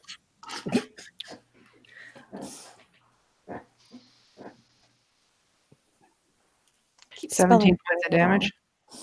Yuki falls out of the air into the awaiting pile of pots. So as soon as Yuki is down, the pots all sit back down. And the sand whoop, into them. How far away did she land from us? About 60 feet. No, she was 60 feet up, and now she's 60 No, feet I out was 30, still? I was 30 feet up, and now I'm 60 feet across. You understand it? No, that Robert? is too far. I don't have time to work out the Pythagoras theorem, so I'm going to say 40 feet. There you go. And you're just going to deal with that because there's wind in the stadium, and that's why she was blown a certain distance. That is Robert. fine. That is fine. I am going to walk 10 feet forward and cast Before you Spare the say- Dying. Oh, okay. Oh, Jesus. Okay. The pots jump back. Yeah. Wizard. She's not awake. She is just stable. Yeah, I mean, but she you was walk 10 afraid. feet into the stadium. I know.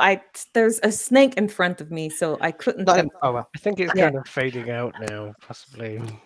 Because the person controlling it is down, I would say the snake is now a shattered pile of sticks beside you. Did it require me to walk 10 feet out into the arena to cast Spare the Dying on the? on It the did, but the unconscious bird? pots don't come back to life. Okay, thank you. I'm curious. Did Bryn have anything she said with that dissonant whisper that killed her? No, it's just always just Pure spite. Yeah. yeah. Okay. The nastiest, most horrendous screams and wails and All the fears that Yuki's had festering over the past however long she's been alive. Makud, like, the snake is going and the spikes are going, the pots have sat down, and like Mina walks back into the arena. And he's just, he's covered in burns. What are you doing? That's something I forgot to mention as well, sorry.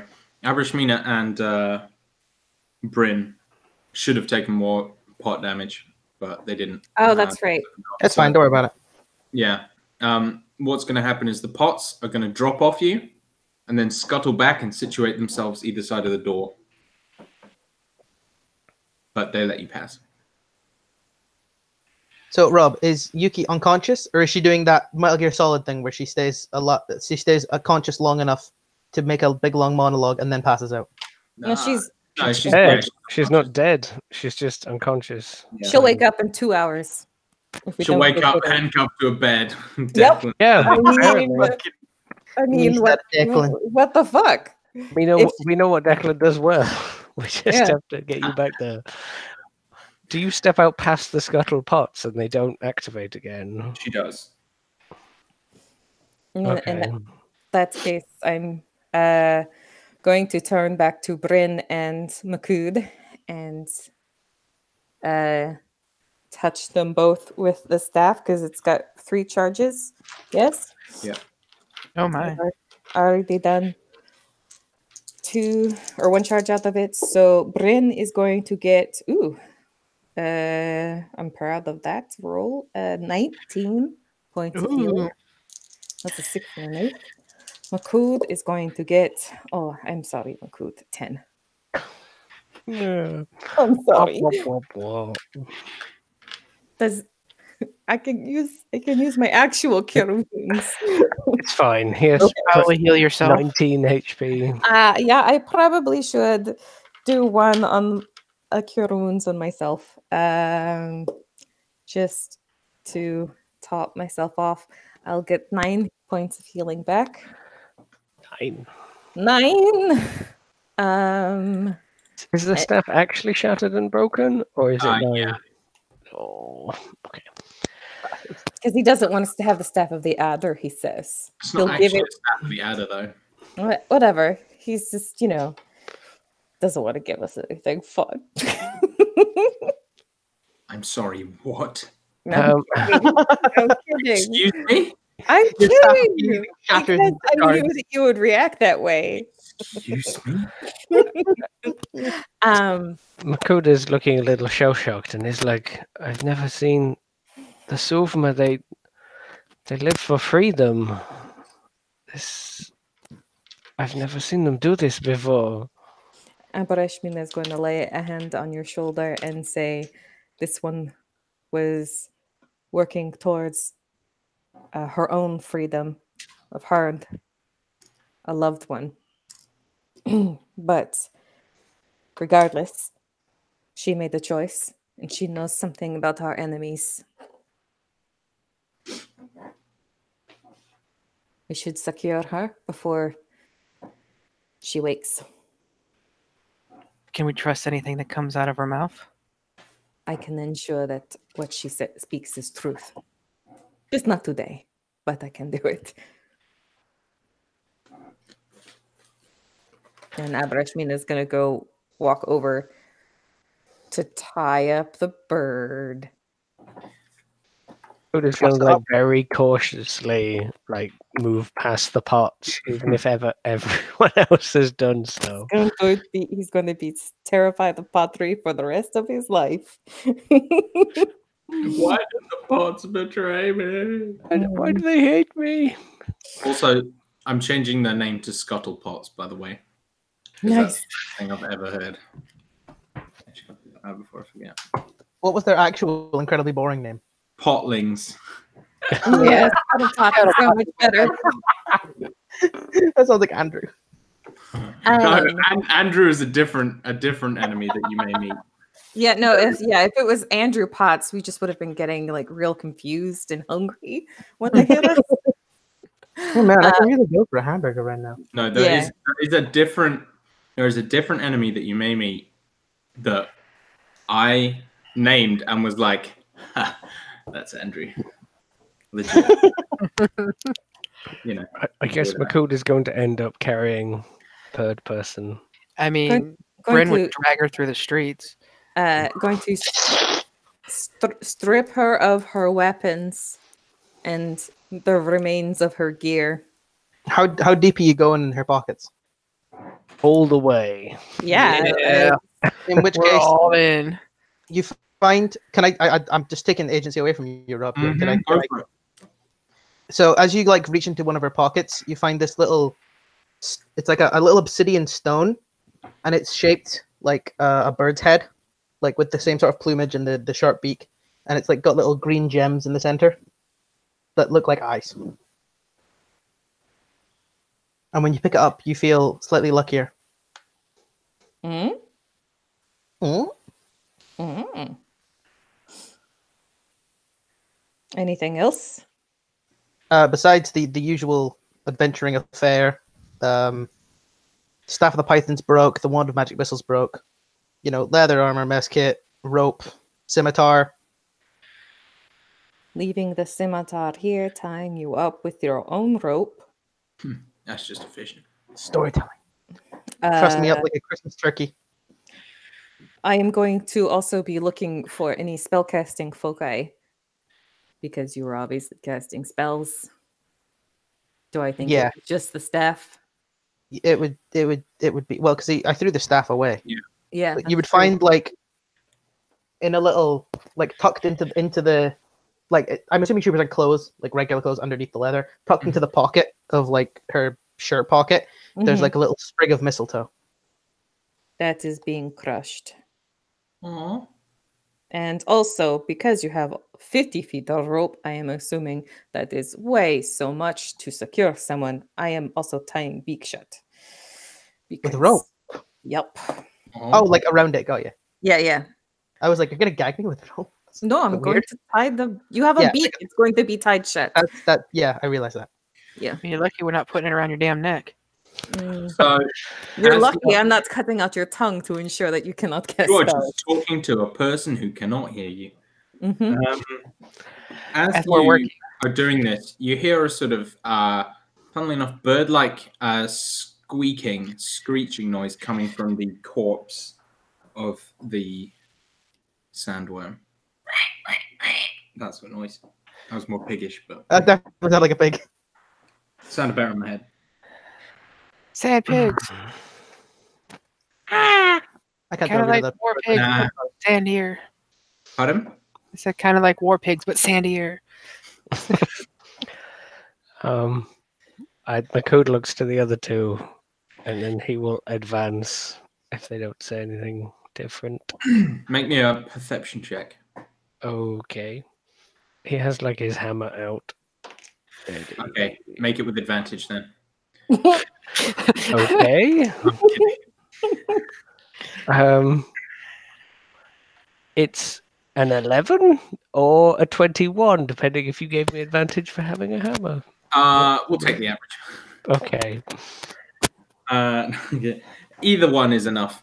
You see tiny little creatures, which you've definitely seen before, Makud. And they are like poking out of holes in the rotting flesh of this thing, like screeching at the air. These look like baby wyverns. Jesus.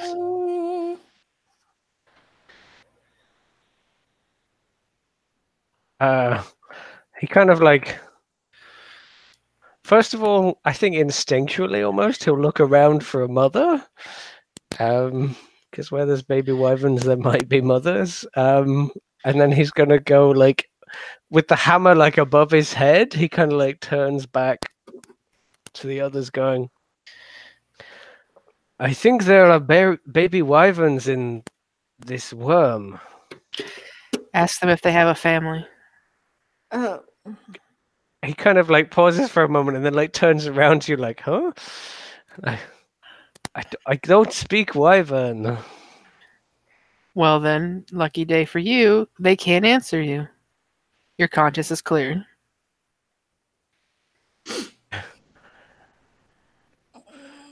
How many baby wyverns are there? You can see 3. Okay. How many poor defenseless babies are there? Yeah. Have I heard of this being like is this a natural occurrence? Yeah, Ashari wyverns often pick sandworm corpses if they can find them, or like lay eggs in. They like to lay eggs in corpses because that's just straight meat. Mm-hmm. Okay. What are the chances we can sell them? I think pretty high. Or tame them? No, there's Sell no them? room, no room for taming wyverns in the butcher shop. I do not think they would appreciate that. So we're gonna sell them or kill them. Those are our choices. Do I know of a place where someone could sell wyverns? Fucking anywhere. You can sell anything anywhere in a shop. But yeah, there's a few places that deal in interesting pets and that sort of thing.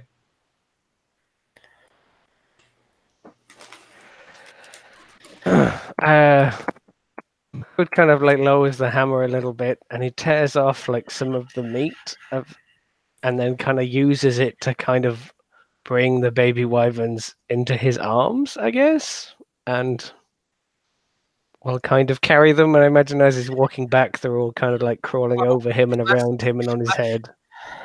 Oh damn, that is cute. Check. Sorry, animal handling. Yeah. Oh, You're gonna get bit. I'm proficient. That is a 20, not natural. Oh, you're these baby wyverns' mum. Hell They're yes. just in love with you, snuggling in. He is a kin with the baby wyverns. As you turn to leave, though, sky darkens slightly overhead as the shadow passes above you. And you will look up to see a blue and gold wyvern circling. It slowly circles down and lets out a horrific screech. But then, for the second time that you've ever been in this arena, the ground begins to shake and something begins to shift beneath the sand. And you see one of these pots,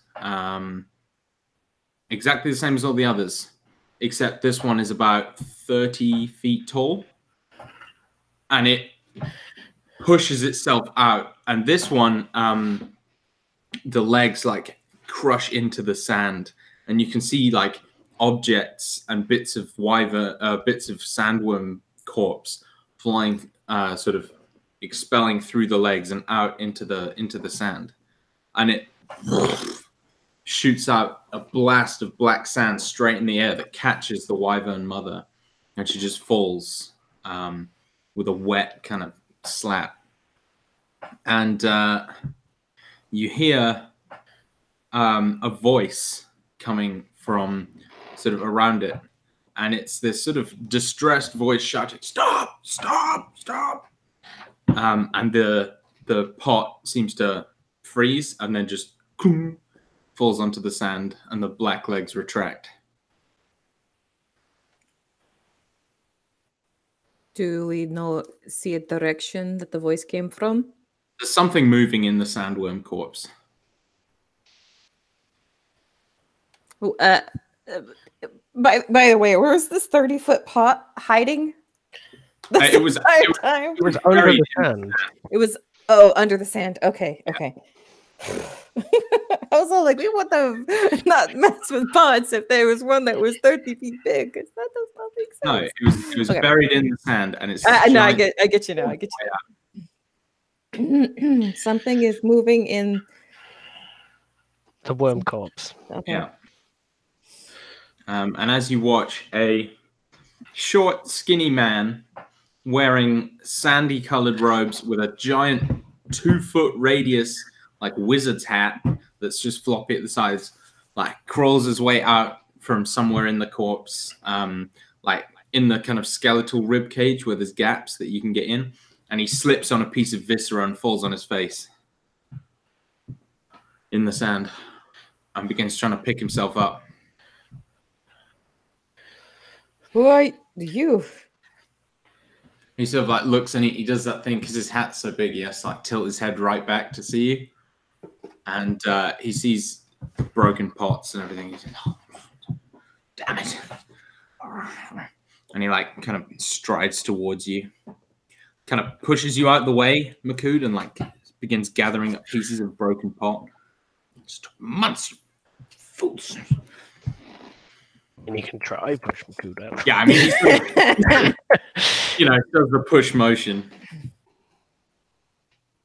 But yeah, he's not paying you much mind. He's more just worried about the pots. What is your name? My name is Keinladen. Oh, Jesus Christ. You spell that for me.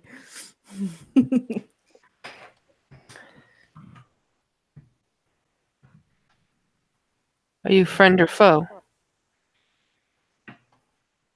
Kind of a question is that? It's Stupid. the kind of question you ask someone when they appear and take out a wyvern like that? I didn't do that. The pot did it. And then you So- controlled the pot. Yes. So I ask you again, are you friend or foe? Well,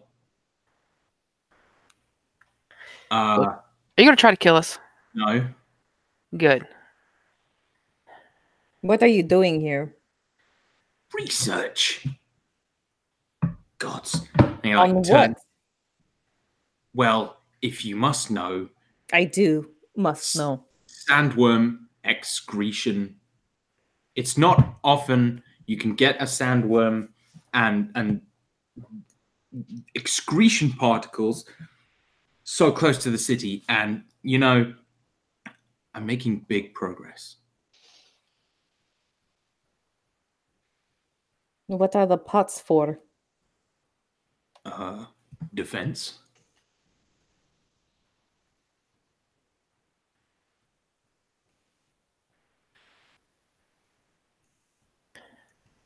You also you also notice he hasn't asked about the trussed up bird you have, or the fact that all of you seem to be completely out of place.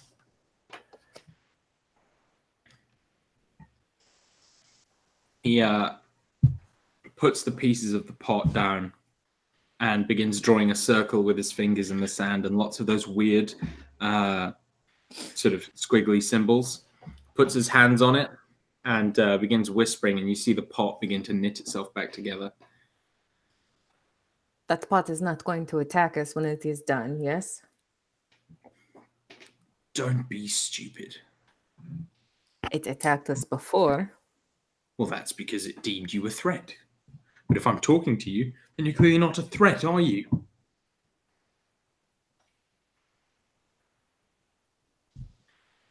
I wasn't Strange we weren't magic. threatening you before. Well, the pots disagreed, and I trust their judgment. Now, clearly they are wrong if you are talking to us now. Well, you were fighting, and that is a danger to me as an innocent bystander, and therefore the pot saw fit to intervene and control the situation. What have you learned of the sandworm? Can you tell where it came from? Well, actually, yes, I can tell you that. And he sort of smiles, and he like looks much more interested now you're asking about his work rather than his ethics. This sandworm actually is very, very young. Just a wee baby, and he came from quite nearby, I think. The soil content of his excrement is very, very similar to the soil content here. In a shard. Correct.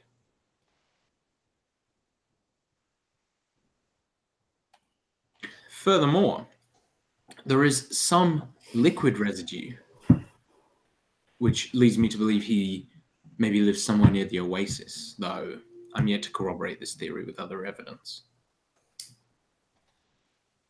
The oasis, the one that the palace is built on? The one the palace is built over, yes. So you believe he came from beneath the palace? No. The oasis is, see, the oasis is Yeah. huge, and the palace is maybe over like 2% of it. Oh, okay. Like I imagine like a Shah is maybe the size of like Germany, and so Mhm. the oasis makes up like 10% of a Shah's entire, landmass. It's a big inland sea. Yeah, Okay. it's just called an oasis, but yeah, it's definitely more of an inland sea.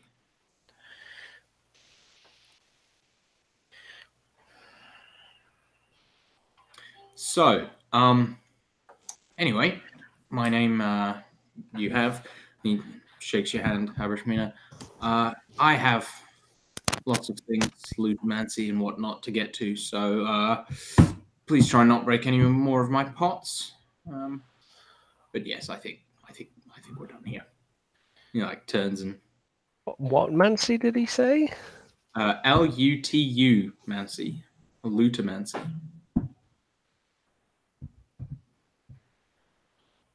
Okay.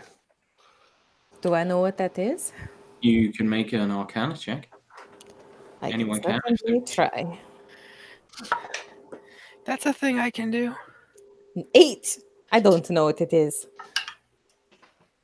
Ooh, that might be good. 22.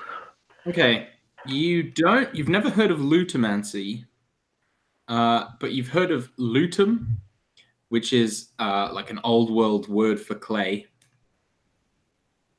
And so you can sort of put two and two together. Clay, right? Lutum is clay, correct? Ah, he turns back, like eyebrows raised, impressed. That is correct. So this is some type of magic that has to do with I the invented earth. You invented it. it. Mm-hmm. And these are the symbols for it? They are indeed, yes. Conjuration. That one's related to conjuration, right? Well, yes, I mean, conjuration is sort of a And then misnomer. and then we would say, was it abjuration for this one over here? Right? Yes. Well, they do have defensive properties. Obviously, the pots themselves are rather brittle. That's something I'm still working on, but they do rather a good job. Interesting. And the sand is from a trash, correct? It's not from around here. Well, it once was, but it's not from a trash. I've Did you bring it with you? No.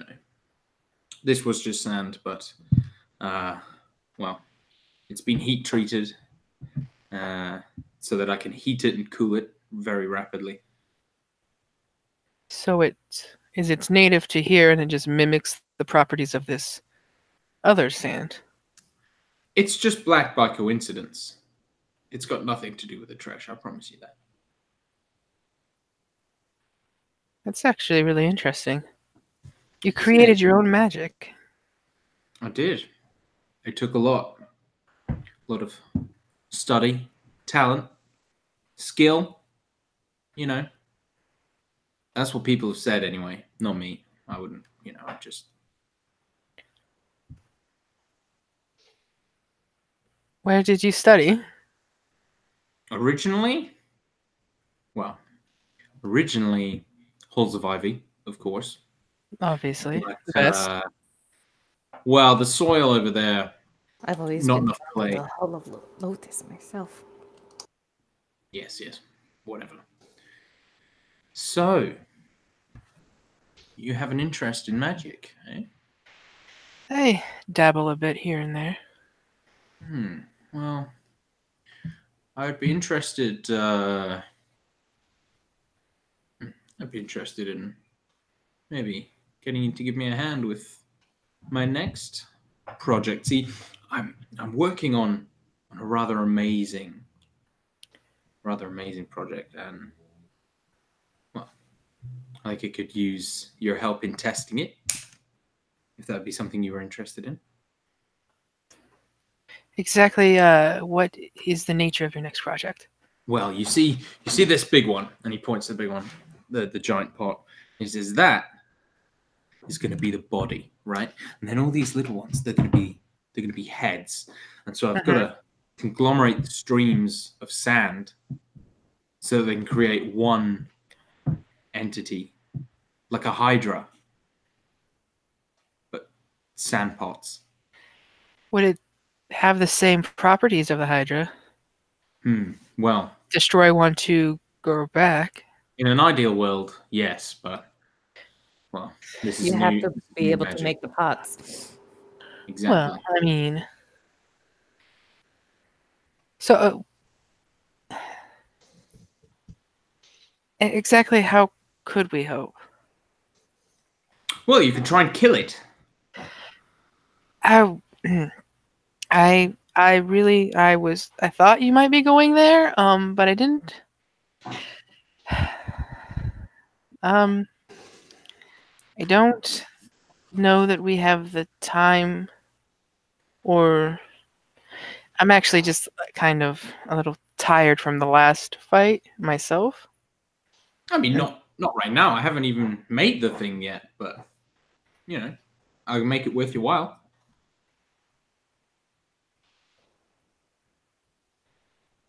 I mean, Would you be able to tell us exactly where the sandworm came from? We are very interested in the man who brought it here. Yes, Can probably. we pause If you for give me 1 time. second? What? Can we pause for 1 second? We can. Cheers. Thanks. Be right No back. problem. I'll be right back. Yep, same here.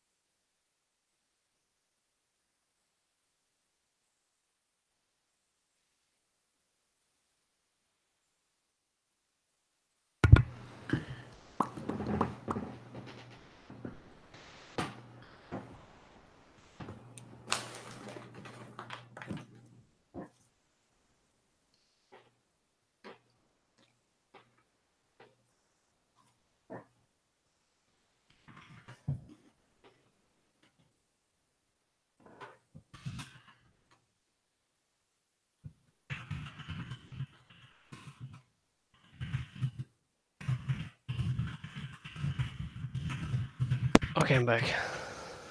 Hey, boy.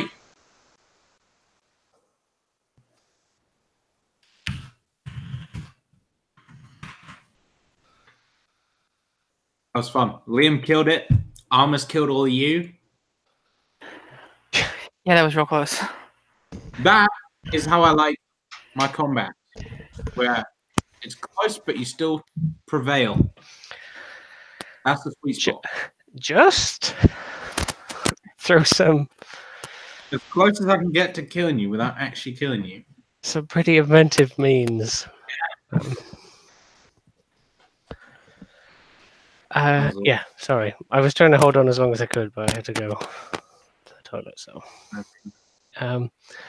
yeah, that I loved the pots. I thought they were a wonderful enemy. There was just a lot of them. The pots are inspired by two things.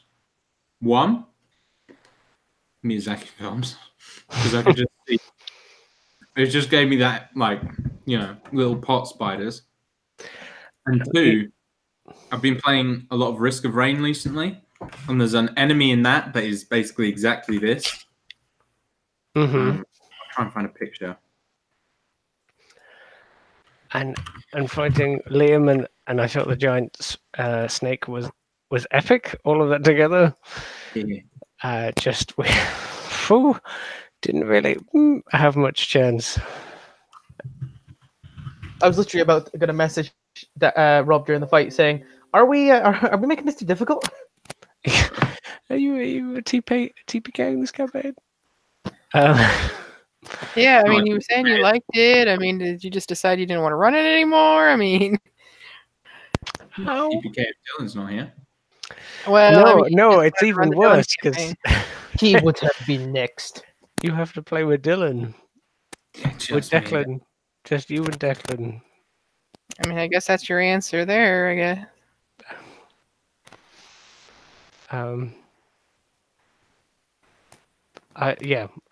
I very much enjoyed those enemies. Just me too. could have done with slightly less monoplates. No. Everyone was nearly dead after like the first round. Yeah. They have 5 healthers. So I literally expected you to just clang. Also, they take damage from water, and for some reason, I had it in my head. I was like, oh yeah, they'll just tidal wave it, and they'll all die. In the desert. But then I was like, oh no, they don't have Byron. No, they don't. I mean, we each have kind of one attack. I know Bryn can do 2, but like that's like 8 enemies there and a snake and a bird that's casting spells. That's a lot. So I had to go for like, I'm going to do something very creative here, Rob, for the 2 turns that I'm alive. Well, yeah, like I said, you might Patrick Ross. Yeah. And it's fucking chandelier. So I don't know if she's back because I kind of wanted her to be here for this, but that giant pot is the enemy that is named after Andrew, and that is called the Pot Lord.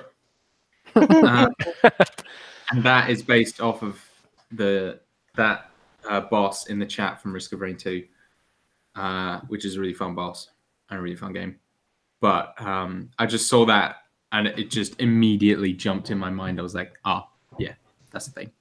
And then I was like, I wonder if the Latin for clay works with the word mancy. And I was like, it ends in M. We're in, boys. Yeah. The thing is, I actually know the Latin for clay because I used it. I had to use it as part of a character before, so I was like, Luton. Wonder where he's going with that. Goddamn dirt wizard. Right? Another fucking dirt wizard. Hey, he's a clay wizard. Leave him alone. Okay, fine. Soil. That's dirt with more work. What dirt like with dirt. more steps? Yeah, like slavery with extra steps. It's dirt exactly. with more extra steps. Also, did you see how hard it was? All of us was trying to make Liam the 5th player. Yeah, I know. In this I campaign, told him. Before we started, I was like, Liam, they'll probs end up being real nice to you. So if you're free on Fridays, yeah, Liam, join us. I would have been super duper overpowered. Yeah, Liam is playing a 10th level character. Oof. But I could, we could have hit you really hard in the head, and you forgot most of it. You fell like 30 feet. Like in the could have plot, like he didn't really do much 10th level stuff. It was just the casting Sure. of Gaius, really. So we could just drop him down to you guys' level. Gaius? Gears. Yeah. I got mind control thoroughly. That was the spell that. That was what Fucking. I cast Yeah. it from behind the barrier. I thought it was And then like it came up. dominate person. No, Mm-mm. it was Gears. Yeah. Well, That was- then I'm I mean, you so could drop glad him down. I commanded him to release him. I'm loath to say this because we haven't got Dylan, but I think that might be my favorite fight of this campaign so far. It was good. If we had had, ah man, I forgot the channel divinity. I could have. Oh, to turn pots. No, Yeah. no, no. The one that makes things vulnerable. I could have done that, Mm. and then Maybe. no worries. We literally had about 2 turns, see. So like, I would. Yeah. I was, dude. I thought we were going to TPK. oh yeah, so did I. That was like, that's what I was like. Jade/Bryn, just get her out of here this turn. I have something that may work, may give us the breathing room we need. Just get her out of the arena. Yeah, this turn. I Thank had- you, bye. I had Well, hey. health. I'd plan for that. That's why the pot lord is there. Is because I was like, if Yuki decimates them, Heinladen's gonna come out and fucking pot lord's gonna cannon Yuki out of the sky, and then Heinladen can kind of be like, where are we? And I was totally expecting us to be unconscious and wake up in front of the preacher, and Dylan was going to have a solo mission to save us. Yep. Oh, you would have woken up if you could killed. Yuki would have just killed you. Yeah. I Take mean, all your heads bounty and She's a go live in professional. Pennsylvania. Yeah, I do. I mean, I know we're all talking about like dropping Yuki down, but she didn't just try to murder us real hard. I'm not sure how Bershmina would trust. yeah, her. no, that's not gonna happen. Yeah, sorry, Liam. That's cool. And Hey, Liam, if there's you no do way. want to bring a different character, though, I, We- I have we- a really cool line I'm going to say if you decide to interrogate me, and if you don't, you're going to miss out on it, but that's cool. No, we're definitely going to interrogate you, and if you refuse to answer my questions, we can kill you, and then you can't lie because speak with dead corpses can't lie. But they can choose not to answer. Yep. Like, don't help. I mean, you might as well just get Declan to get him high on some sort of drug, and then he'll follow him back to the preacher. You know. Yeah. For if anyone missed it, Madeir is the assassin, the ghost. Oh, Yeah. Okay. It was the ghost, Rob. You were right. it was. I can't remember which one this is. Anyway, I'm KO'd. Oh, Liam, that roleplay is amazing. Mhm. So yeah, Kleinladen has forgotten his train of thought because I have. I can make it worth your while, he says, remembering suddenly. Mina asked, "Can you tell us exactly where it came from?" And he said, "I can." Yes, I can. I have noticed something quite strange though about this thing. What's that? Follow me. And he sort of heads over to the sandworm and he What I begins see in pointing that- to scales on it that aren't rotted. And you see they've all got tiny little 39s carved into them.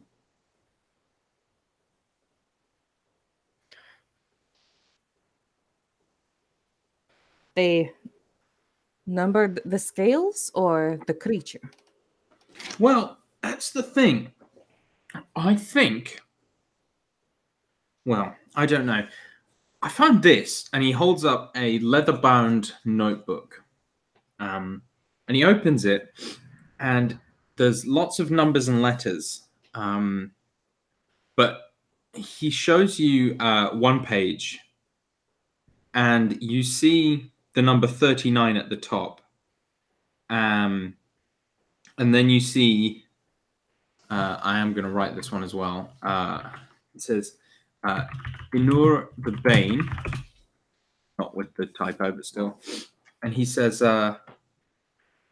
and beneath, sorry, not he says, beneath each of those letters is a number. And he says, I think there's some kind of cipher, but I haven't figured it out. according to these numbers, this name adds up to 39. So presumably this is this creature's name. Or his owner. Found the skill from another sandworm with the number 60 on it. Oh, you did? May I see it?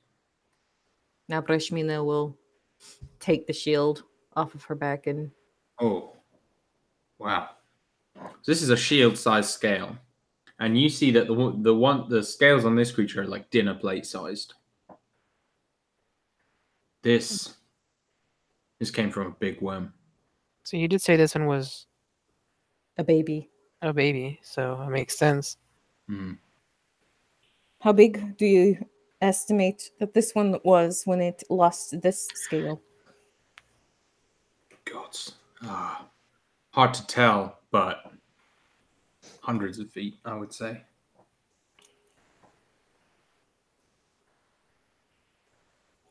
This one was brought here by a man. You heard of it happening, yes? I did. That's why I'm here. Do you know what he could have done to have controlled the creature to bring him here, to make it bring him here? Well, not particularly. I don't know much about sandworms, to be honest. I'm more interested in the effects they have on the soil. But, I've heard of wizards and druids and whatnot controlling animals before. I don't think it's too far out of the ordinary.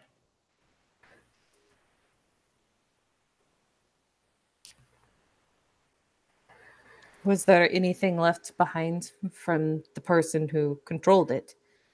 Well, apart from this book, no. Not that I found. This book is you found here. This is not your notes. No, I did say that. Well, you just said he pulled out a book. You didn't.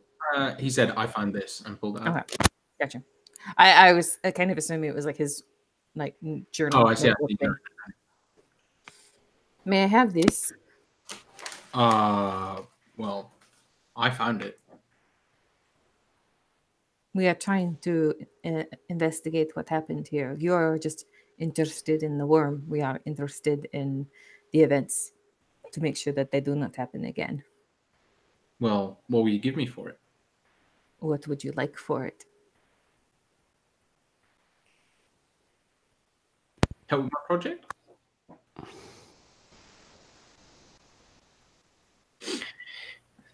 When will your project be ready? A few weeks. So, if we promise to come back in a few weeks, you're going to give us that journal? Sure. And we just come back and we fight this pot. I mean, It will not kill us, yes?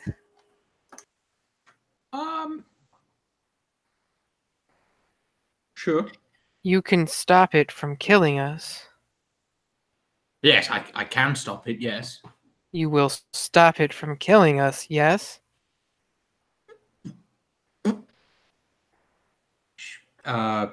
Yeah. I mean, what's the benefit in killing us? I mean, if we proved... It's not so much a benefit, it's just, I'm intrigued to, If it's going to kill us, it's going to kill us. Well, here's the thing is... If you can't control it well enough to make it stop, then you do not have true control over your magic. I do. I can make it stop, no problem. But then it's just intriguing because I see the pots. It's a very strange form of magic, and they do seem to have a mind of their own. So I'd just be interested to see if it would actually kill, No.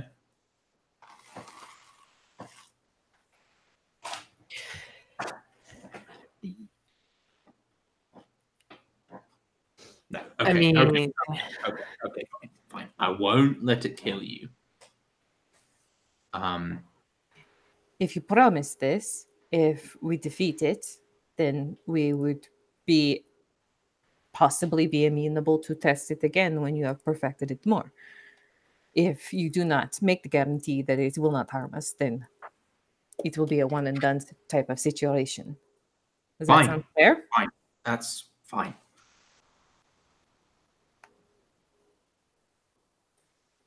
Then it is agreed, and Abrashmina will hold out her hand for the book. He puts the book in it. McCool's still carrying an unconscious bird person covered in bones. He doesn't have to be carrying it.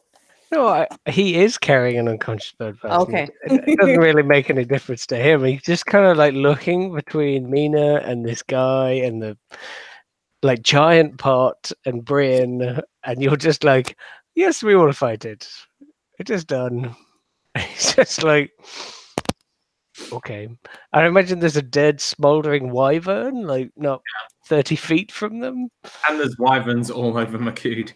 Yes, and there are tiny baby wyverns. He's just standing there covered head to toe. Well, here.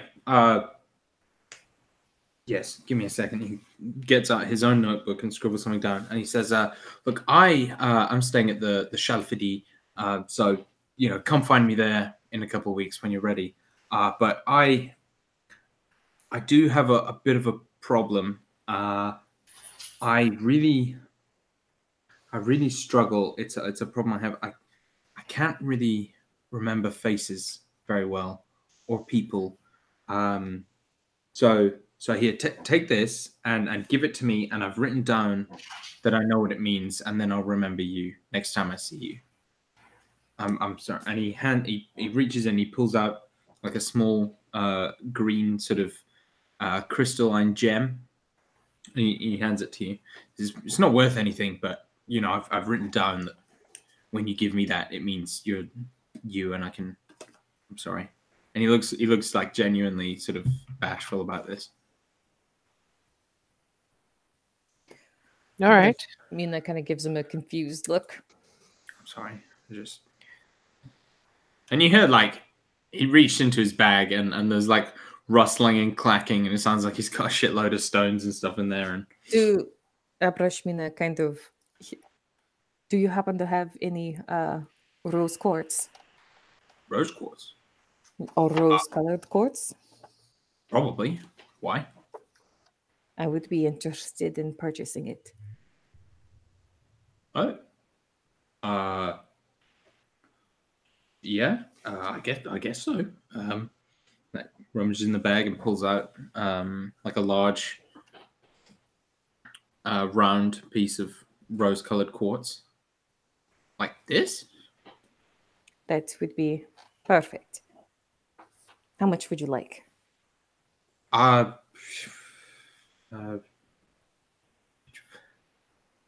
550.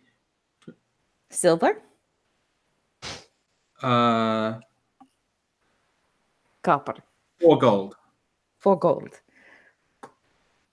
Did he say 4 gold or gold? 4 gold. Abrashmina will hand the man 4 gold in exchange for the rose-colored quartz. I have absolutely no idea how much that's worth. He says, and he just like puts the coins in with all the stones. That is all right. Neither do I. Well, yeah, I'll see you later then. Bye. As he's like turning away, McCood is just like, who let you in here? Why are you here? How long has this pot been beneath the car? I put the pot here like yesterday. Was it yesterday? Last time I don't know.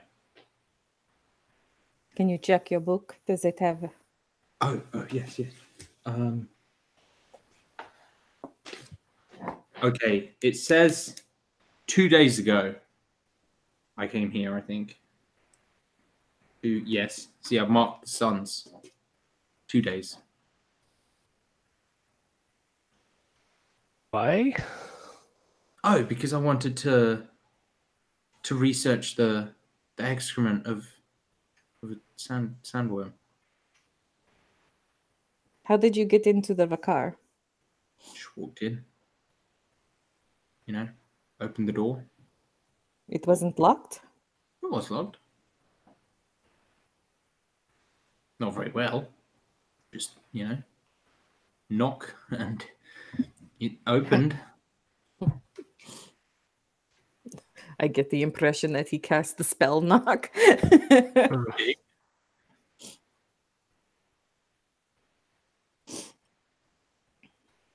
Did you find anything else interesting? Sorry, Jen. I don't really know. I just did the pots, and then I started my research, and then you all showed up, and there was the wyvern. I'd really like to get back to my research, if that's okay. McCood's already started wandering off. He thinks the smell of barbecued wyvern is really, really tasty, but he also doesn't want to go and take it while he's covered in its babies. So he's gonna course correct and go towards the exit. You could always eat one of the babies instead of selling it if you really want to try. Mean. No, I think he's possibly already eaten wyvern, but I imagine roasted wyvern is tasty.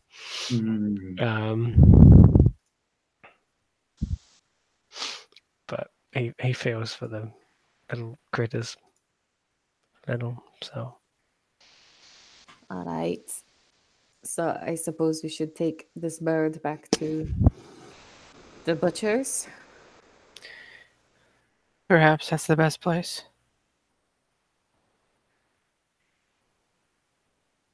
Abrashmina looks too good. So he's already 30 steps away towards the exit. All right. Yeah. We follow Makut. Yeah, Kainlon crawls back into the corpse of the sandworm. And you see it looks like there's he's been able to sort of get through the back end of it and into the tunnel it's created, and that's sort of where he's researching. Not inside the corpse itself. We should maybe come back to investigate those tunnels ourselves later, but I suppose we have more pressing matters. So, do we feel like we should save the interrogation for Dylan being here? Although I suppose we won't have Liam necessarily. Will we have Liam next week? I would say so, but it's a wee bit in the air. Okay. I would say I'd be available probably. Worth risking, in your opinion? It depends on if Declan's going to let me run free. I don't think Bryn is going to let you run free. I think Declan will let you get 5 feet, to be honest. To be fair, if anyone's going to let him go free, though, it's fucking Declan. It would be Declan. It's just, he loves freeing prisoners. Yeah. She's got a family. Honestly, we might as well do it now. I don't know what happened. He just choked on my rapier that I shoved in his throat. Which he would have. But I don't know. So you guys somehow managed to get back to the butcher's shop unmolested. You book out the interrogation room. You've got a quarter of an hour slot. I can't make her tell the truth today. So it will just be questioning. Unless we want to wait and rest before we talk to her. I mean, can you read people well enough to tell whether or not they're telling the truth? I am usually can trust myself about half the time. I have a +7 to my insight. I was going to say, would you say that your insight in people is proficient? Her passive insight is 17.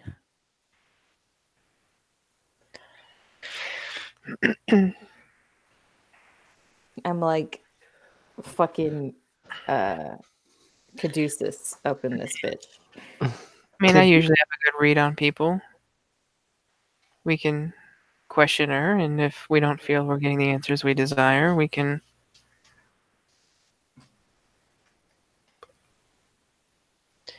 apply some persuasive means or come at it again. What do you think, Makut? Are we like doing this on the way back? Or are we like standing in the butcher's shop, like between the bar and the interrogation room? Or That's up to the DM. Well, it He said depends we when got you wanted back. to have this Yeah, conversation. Yeah, he said that we got back, so we're at the Six Eyes. Did any of them have any reaction when we brought in the Aracroc? Hold on, I need to listen to Matt Mercer say it on D&D Beyond real quick. What do you call us, Makud? Suvma, Suvma, Suvma. Just do that. Sulfur. That's like 15 less letters, and it's less than, you don't have any of them 3 times. It's to do with some sort of Persian eagle, holy bird thing that is to do with freedom and living your best life or something. I thought it was particularly beautiful. Agreed. Arakokra. Makud, like with the wyvern still on him and carrying this bird creature. He gets a few lingering looks. You see Dune still in the corner, like looks up and watches, and he looks a little bit distressed. But he doesn't do anything. Who was Dune? He's the dude with the giant red and white bird. Oh, that guy. I remember. His bird's named Bree. That was it. Yes.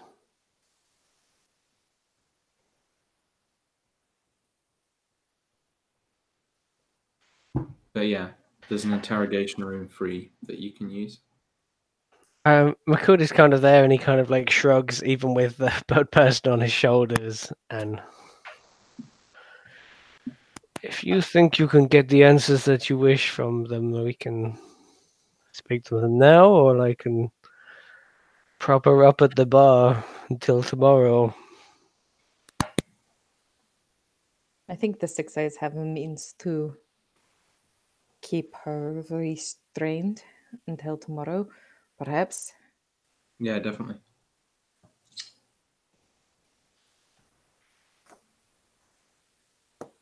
Is that what you would wish?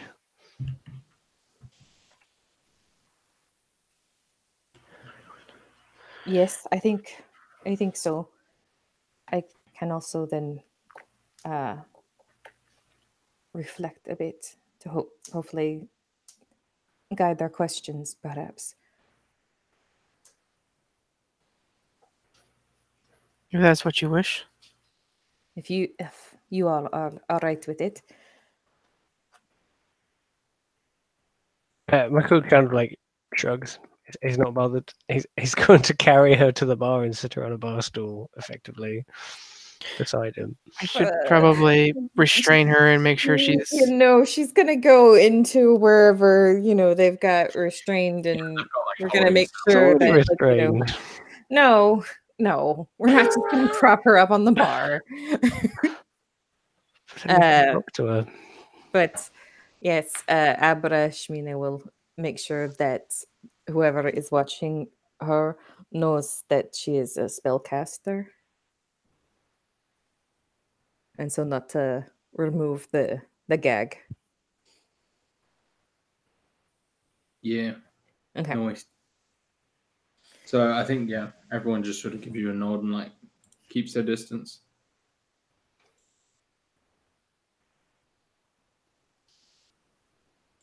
Right. And so I guess we go rest.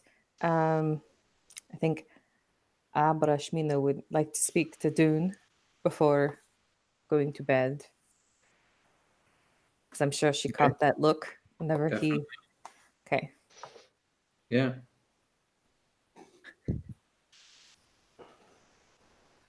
if anyone else had anything they wanted to do before sleep.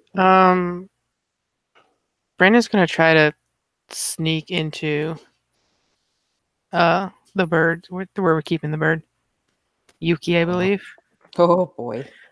I was going to have Maku talk to her at some point, not very subtly, but Don't take off her gag.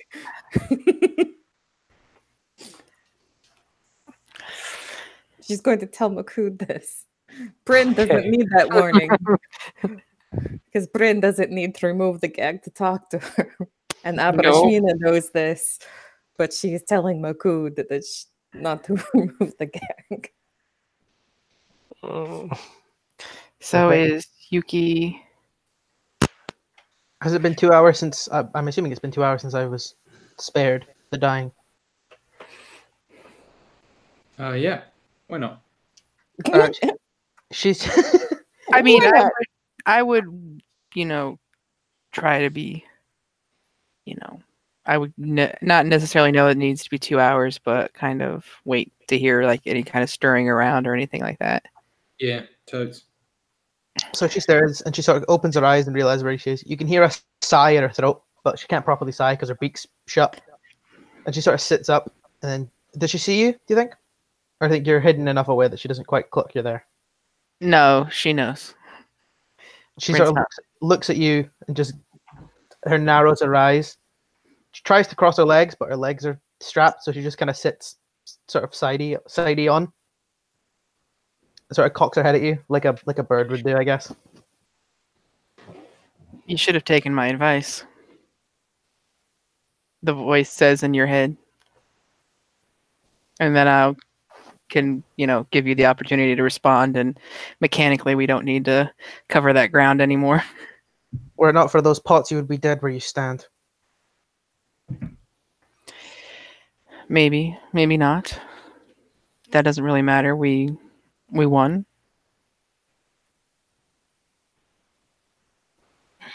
So what do you intend to do with me now? I forgot the accent I gave her. Well, my friends are going to ask you some questions, and you're going to tell the truth. And what we do from there really isn't up to me. Although You'd better kill me. I have an idea of what I want to do. And it's probably going to be that. Good. But here's the thing. I know what it's like to look for someone, to be looking for someone, to know that they are potentially in the hands of a monster. And I can't say that 100% if that offer weren't made to me, I wouldn't.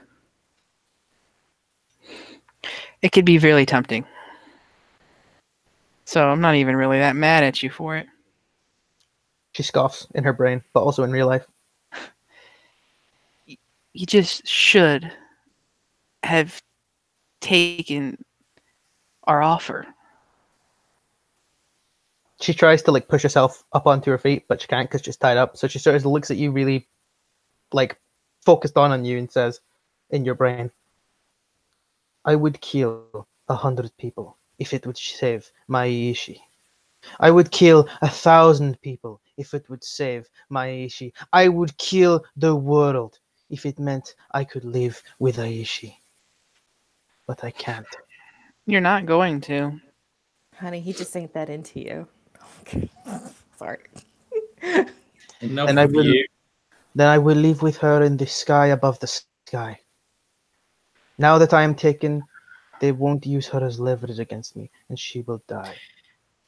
The best courtesy you can do is letting me die and letting me live with her.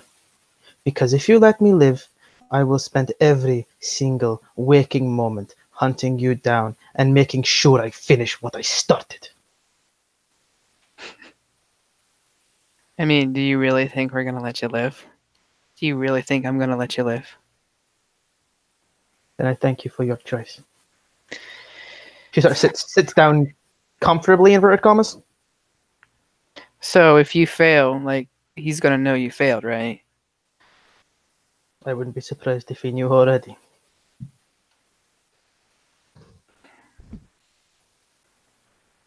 He will send more after me. But killing me will knock one of those off of your list of people you need to worry about. Like I Is it said, really just the warehouse? there are other reasons. Now he knows who you are. Now he knows what he can use against you. To an extent. You gave him that information? I gave the ghost that information. If she passes it on, that's her business. Well, I gave that one guy the information, who I assume passed it on to the ghost, who then I assume passed it on to the preacher.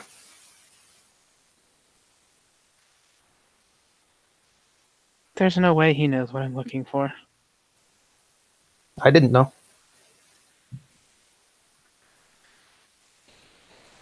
But I know you're Brynhild, I know you're from Define, and I know you're looking for someone. She's not from Gallant. I know you're from somewhere that isn't here.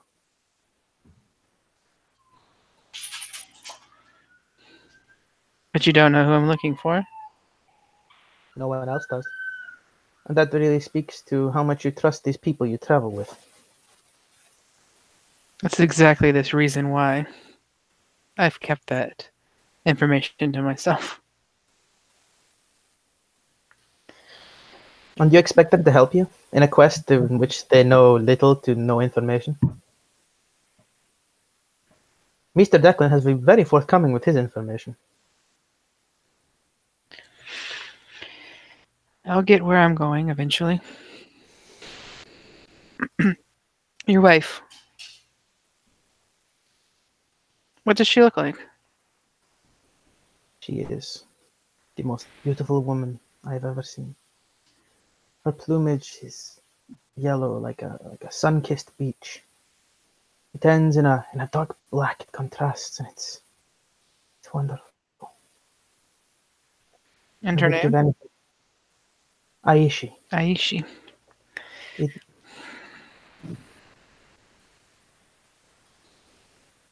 I could see her again now, I would give everything. As I'm sure you understand by now. And you're certain he'll kill her the minute he knows you failed. He no longer will have any leverage over me. That is the He one won't thing try I to. have He won't try to sell her. that I suppose is possible. That would be my one request. When you kill me, do everything in your power to see my wife freed. Whatever you can do, unless she is dead already. I would rather her be able to live her life a free bird than have to live without me. No, that's not what I mean. I'm sorry. And she sort of like I understand. shake her head. I hope that that is the case, that he just simply, you know what I mean. It is not a pleasant fate, but it is a fate we have been given. I'll try. Thank you, Brynhild. And I'm sorry that it couldn't have been different. Maybe there is a world that the Sky Watcher watches where we are not adversaries. It is not this one. Well, I'm going to be going. They're going to wonder why I'm been gone for so long. But I wish we would have met under different circumstances, maybe. It was nice to meet the person instead of the facts.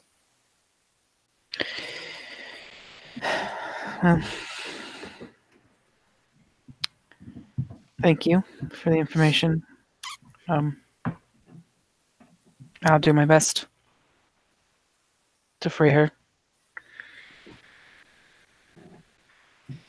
And I'll try to sulk back to my room.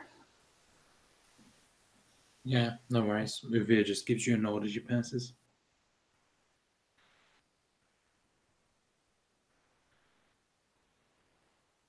Do you want to do Dune and Avrishmina now? Unless Dan has something. I was going to talk to Yuki, but you can go first if you want. Okay. So Dune is just sitting. He doesn't have a drink or anything. He's just sort of sitting in the corner, kind of frowning to himself, absently stroking Bree. Sort of but like I- scratching below the beak. Sorry. No, you're fine. Abarashmina will come and join him at the table and say, "You look troubled, friend." Yeah.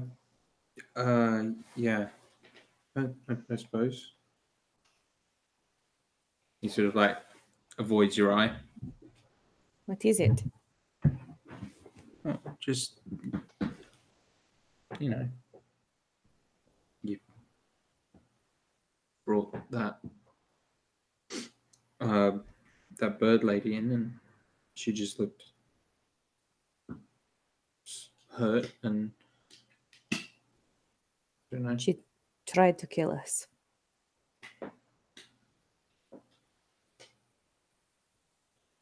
Yeah, I guess I just don't know. It bothers you? He nods. Can you tell me why?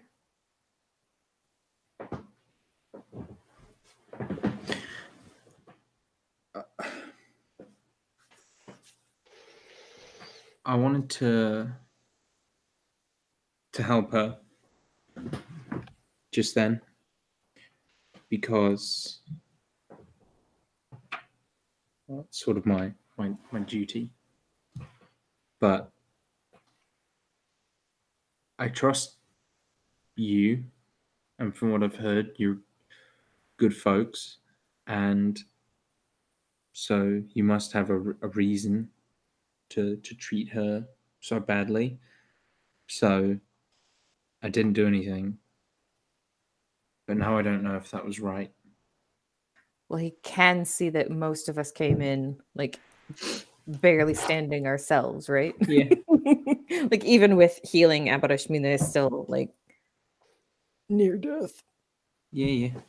Okay. It's more the fact that she was trussed up. She was very powerful, and she stated her intent plainly that she wished to kill us because she had been hired to. We tried. We tried to speak with her. You did? Abarashmina nods. He nods with her. Someone very bad is holding someone that she loves very much, and she's willing to do anything to help get her back. Is it the preacher? Yes, you've heard of him? Yeah. I think he's why I'm here, probably. I am beginning to think that this might be why I was brought here as well. Well, I don't know much about him, but if you go after him, I'd like to help.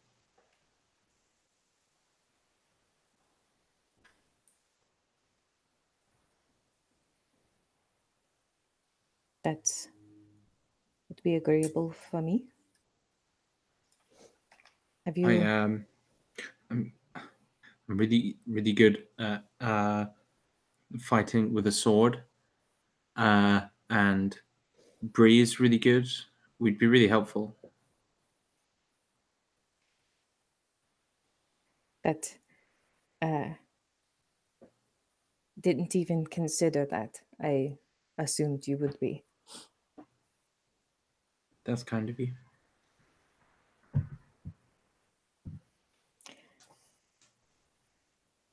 So, have you received any clarity about your path since we last spoke? He kind of It's- frowns. Not clarity in that way, but the more and more I learn about this city, the more and more it seems I know why I've come here. Like What- everything's lining up. And what do you feel?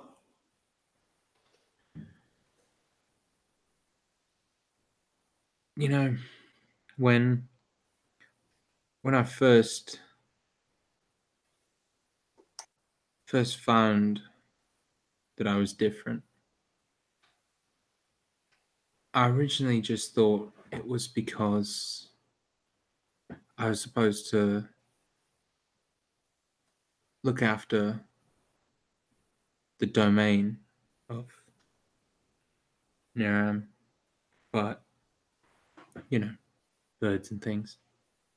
But the more I grow and learn, the more I realize that it's not just it's not just about my God. And I don't think it's just about your God either. I think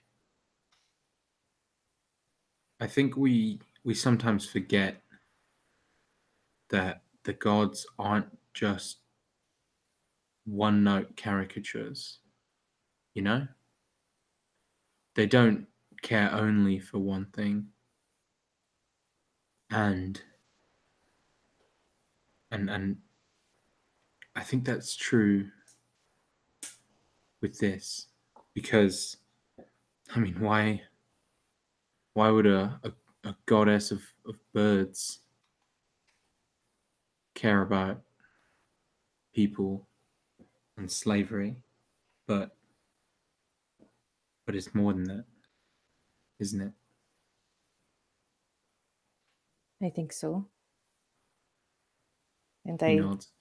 believe that you are right about our gods. I lived in the temple for He Who Watches for my entire life. And I feel more connected to him and feeling as though I am on the right path more now that I am away from the temple than I ever did whenever I stood within its halls. He nods. Temples aren't for gods. Temples are for people. Gods don't need temples. And my speaker, my watcher, my Bri, I could not see him or hear him well when I was there. But it is clearer now. Yes, I feel that means that I am doing good, doing right. Yes. Yes, I think so. I think that when you're not even on the path, all they can do is nudge you towards the path closer and closer. But then when you're on it, they can point the direction that you should go. And I think I'm having the same thing as you.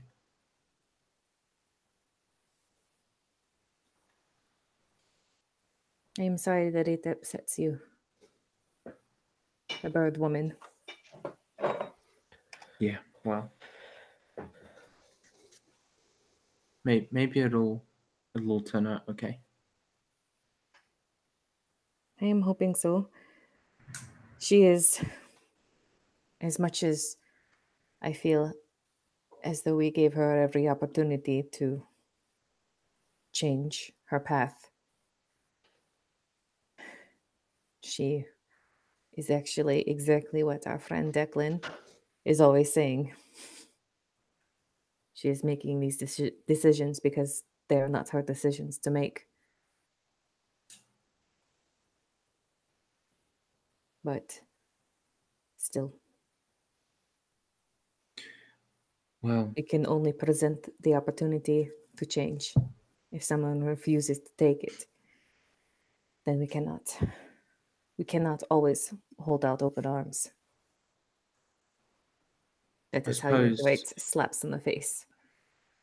sometimes when you're in a cage, it's hard to focus on anything except the bars. When there's a door right there, but all you see is the bars, you'd never try the door. Maybe that's what's wrong with her. She just, well, she feels trapped and that she's only got one way out, but I don't know. Anyway, I'm going out tomorrow, and I might be a little while, so I'll see you. But if you need anything from me, you can just if you say it around a bird, I'll get the message. And Parashmina chuckles. A little birdie will tell you. He frowns, confused. Yes, It's it's It's a- probably a bigger bird though. it's a The saying. birds around here are quite big. It's all right. And she kind of like pats his arm, like, there, it's okay. Yeah, and like dude's pretty well muscled. He's like got that sort of lean sword fighter's build. And he just sort of nods. Well, I'm off into the desert, so that'll be fun. The desert. Why? I don't really know. Just sort of feels right at this point. There is something we heard that is out there. The Purice may be out there, so be careful. Oh, thank you for telling me. I'll be careful. If you see a place of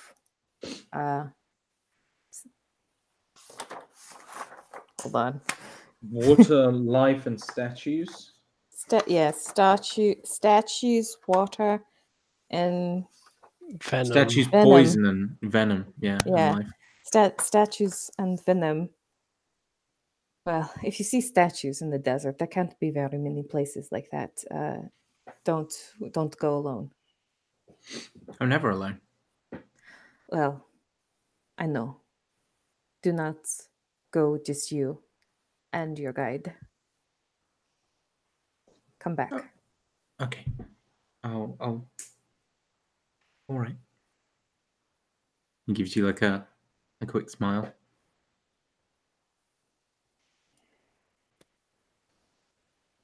Just be careful. I'll speak to you later. Yes, I don't know when I'll be back. But you know how to talk to me. A big bird will tell me. Abarashmina stands and nods and goes to retire to her room.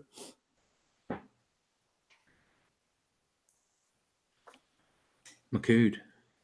Don't try telling all our secret plans to strangers when we're not around.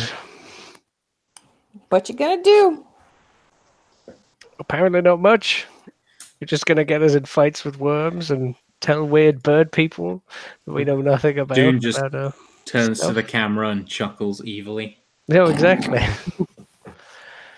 They're fully waiting your plan, preacher. Where do you think I learned all your information from? Oh no, don't tell me that. No, we didn't tell him anything else. Like it was like seriously, like the first time Abrashmina met him, it was awkward as fuck and just like that's a bird. Okay. That was pretty awkward too, to be fair. It was a little bit better than last time. Yeah, he just got intimidated because there were so many of you. Abrashmina doesn't she doesn't care, and he's the one that's being all awkward. Yeah. But yeah, anyway, she's gonna go sleep. That's a good plan. Makood, did you want to interrogate Yuki? I mean, I can't really do it one-sided because I've been told not to take off the gag. So I guess he comes in several times over the evening with different drinks and just kinds of looks at her and says like things like, "What happened to you?" and "Can't you see there's something worse happening to this city?" and like, "What would your people think of you?" And he can't get any sort of reply, so I guess he goes to bed eventually. She just has various emotions on her face of sad, anger comes up every now and again, and then just like rolls her eyes. I mean, I don't know what like her experience with Manitors are, but he's just kind of imploring you, and it's with a great honesty and a simpleness that comes from Makood. He's just sad of for what has happened, and he always saw the Suvma as a great ally to Manitors or friends, so he's confused, but Hopefully, can't those really- fears will be sated. not really get any solace, so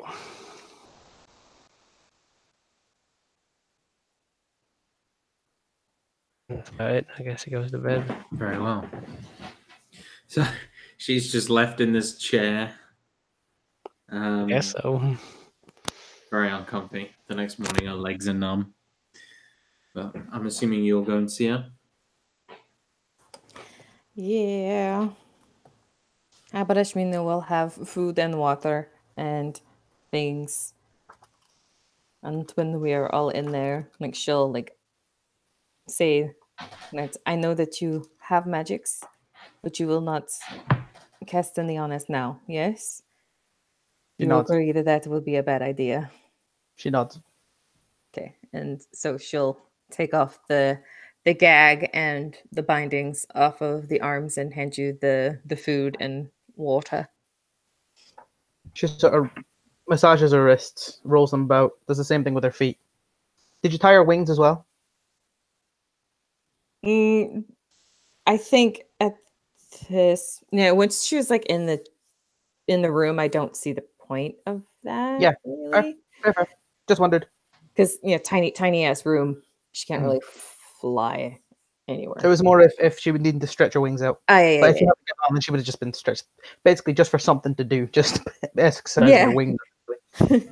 It's like her wings and her kegels, right? Something like that. Like getting your squats in, except just with the every day. Wing day. What kind of food have you brought? But Ashmina is pretty wise. Does she know if an Arakokra is a vegetarian or not? You might not know if this Arakokra is vegetarian. There's definitely meat-eating Aarakocra. Okay. I mean, they live in the middle of a desert like Minotaurs. Yeah. Not that many plants. True. Fair enough. So yeah, it's just standard fare then. Baby wyvern. Oh. Yeah, no one's. I guess no one kind of accosted Makood about wyverns through the entire No evening. one So he would just ever went to bed. accost Makood about anything. Well, exactly. So he's gone to bed, and there's just wyverns like nesting in his chest hair or something. Shit. He is adorable as fuck. I love Makood. Does he still have them now?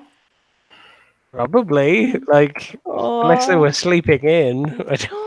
Well, then whenever we like met in like the hallway, Abrashmino would give one a little scratch and be all like, "Oh, that's so cute." Don't you touch Defo that. bites her. Ah!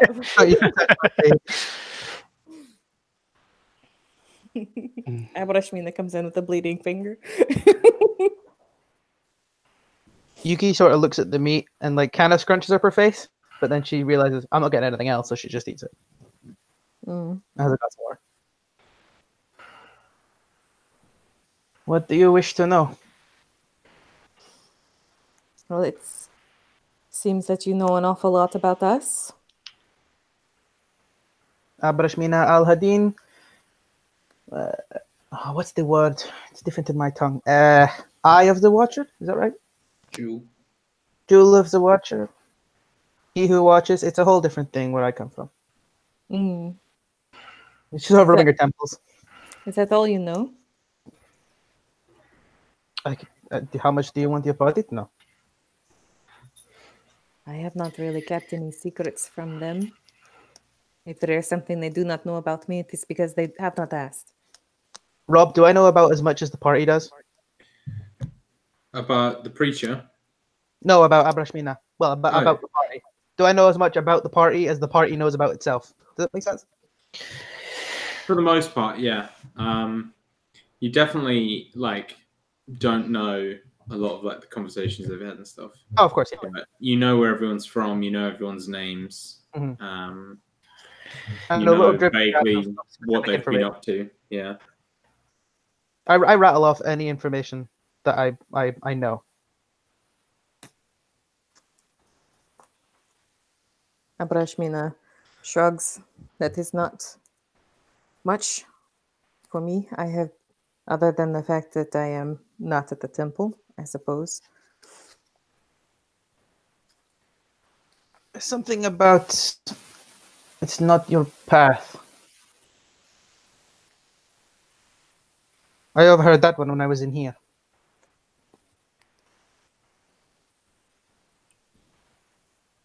That what is not my path. The temple, as I understood it. I could have misunderstood. That's very easy to do. So, how did she hear a conversation that was happening in another room? She was She a little did. She what? She did. She did what? Hear a conversation that happened in another room? Yep. If that's a question you'd like to ask her. Yes, I am. I am a procurer of specific magics. From where I come from, we have specific roles for each person. My role is what is usually described as a druid. I take care of plants, animals, that sort of thing. And I've learned to transform into different tiny creatures with incredibly good hearing. I can hide in places where no one would ever think to look. So you are saying that you transformed into one of these creatures? I just and listened to a conversation that I had last night and then came back in here and tied yourself back up? Oh, I assumed you talked about this at some other point in the adventure. Mm,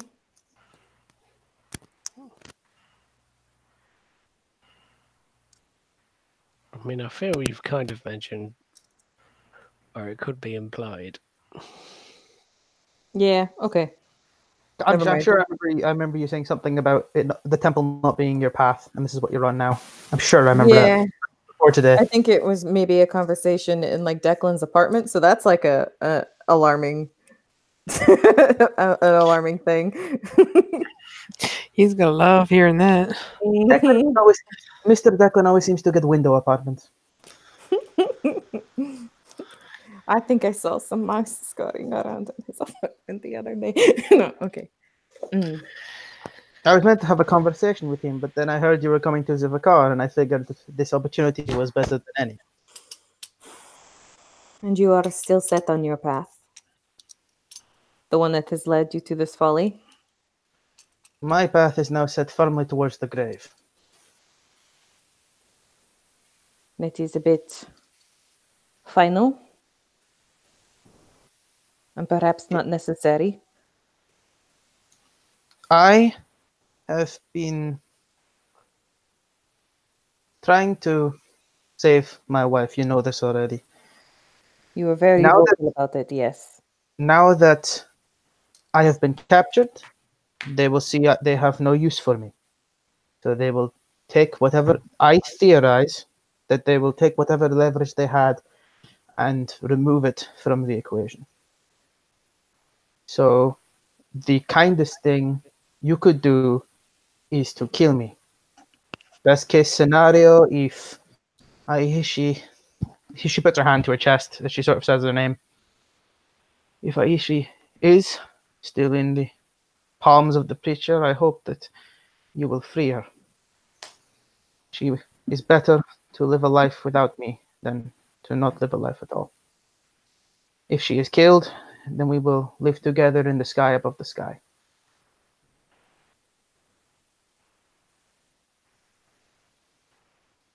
So you would say that you would rather die than stop your mission.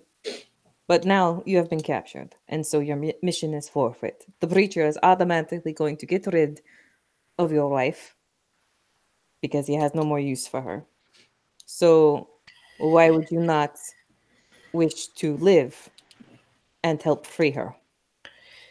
If there is the briefest possibility that he might not kill her and keep her captured, would you not want to seek that opportunity to save her and live that life here? Because if he knows that Yuki lives, he will surely kill her wife.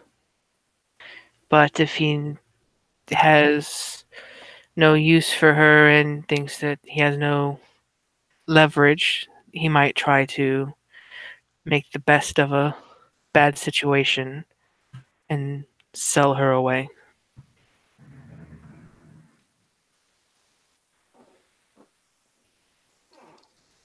And I have failed my Aishi, and I could not live. Well, hopefully I will not live to fail her again. See, if I was this preacher and I knew that my agent had been captured, I would assume that my agent has no loyalty to me, and therefore I should take steps to keep that agent in control should they live. You are not the preacher. Yes, I am not the preacher, but it seems like a terrible waste. If he discovers that you are still alive, why would he not keep your Aishi alive as well to hold over you? I believe the term is make an example out of your wife. Which usually involves a lot of blood. Yes, but it also means that she would be alive for rescuing. Not necessarily. Her death is not a guaranteed outcome, is what I am trying to say. I know. Then you will save her. And you will do a better job than I ever would. I do not understand why you do not wish to try and save her yourself. Clearly, your method of killing for the preacher is not the proper way of rescuing her. Maybe you should try something else.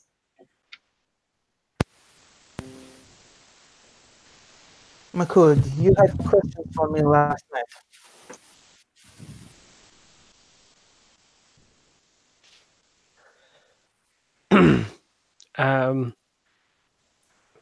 He's kind of he doesn't like all this whole binding people up and torturing them and asking them answers or whatever that much.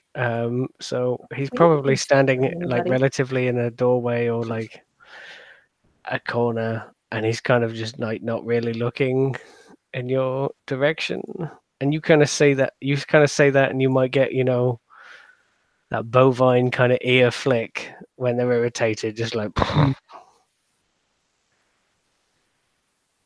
He's hurting from what you did to him and his friends, and it's obvious. I mean, he asked you his questions. I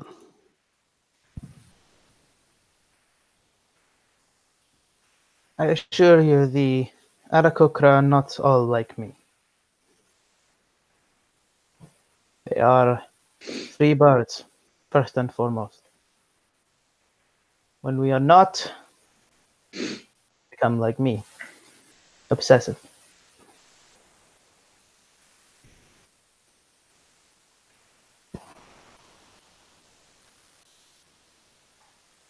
Allow me to put it this way. If I am kept alive and I found out that my wife is killed or otherwise indisposed, moved somewhere I cannot get to, however you wish to put it, not only will you have the preacher's assassins coming after you, you will have me. And I will not stop at anything to ensure you are all killed. But then the bounty won't matter anymore. It'll be just for my own self-esteem.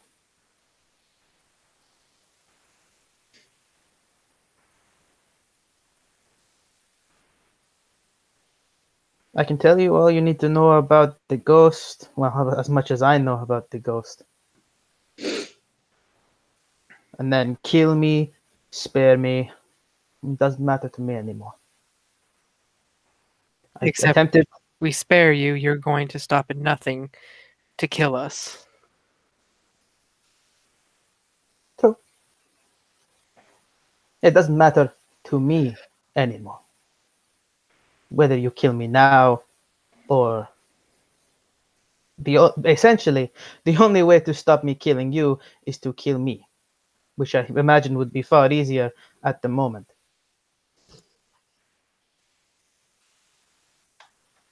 You remember what I did to you in Zavaka, where you ran.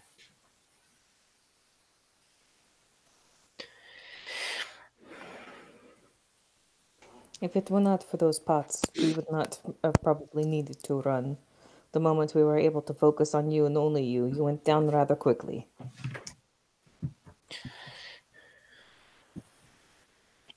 Then you'll have no trouble killing me now. But please, get all the information out of me you require.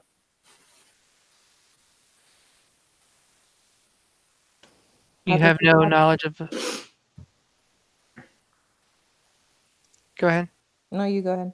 I was gonna say you have no knowledge of other agents, just the ghost? They are all well hidden behind masks and hoods. I have spoken to the ghost one time behind a gorgeous jade curtain in a hidden sector of the Ashar. That's the name of the city, right? Correct. In a hidden corner in Ashar. I never saw her face. I only heard her voice. It was a lilty voice, slightly. But I never heard her, and the only reason she even spoke to me was to tell me about you. And You how spoke to her recently?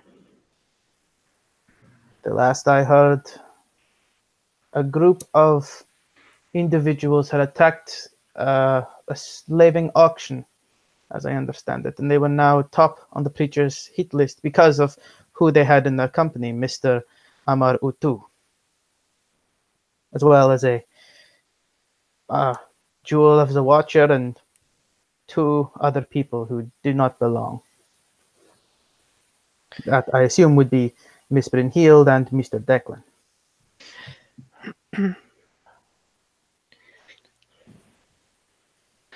I think Declan would be offended that it wasn't because of him. Mr. Declan has a very interesting way about going about things, doesn't he? He Hmm. leaves people alive. He leaves witnesses. He leaves people who can tell the authorities all about this man who attacked them and left them unconscious. You tell him all about it. Had I been successful tonight, there would have been no witnesses.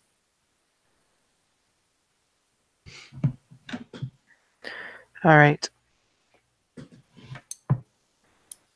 So it would have had to have been recently, right? Because this has only been like what, maybe 2-3 days at most since the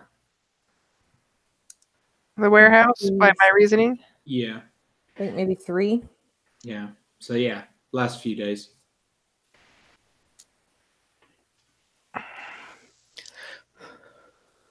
Does the ghost reside in the city or just visit the city? Do you know? Not a clue. All of our other missions before this have been done through third and second ringers. Again, hidden behind masks and cloaks. I have no idea who any of them are. I am not permitted to wear a mask because, and she points to her beak. What useful information do you have then? I had a cloak and my ability to shapeshift. That was everything I had. I mean, you've literally just admitted to I've never met the agent that you're looking for except one time. I know a voice. That is what I have said, yes. So, and you claim to have information about the ghost. The ghost is a woman. We knew Knew that that one. already. She is potentially somewhere in the city. Whether she remains here is yet to be seen, but she was here 2-3 days ago.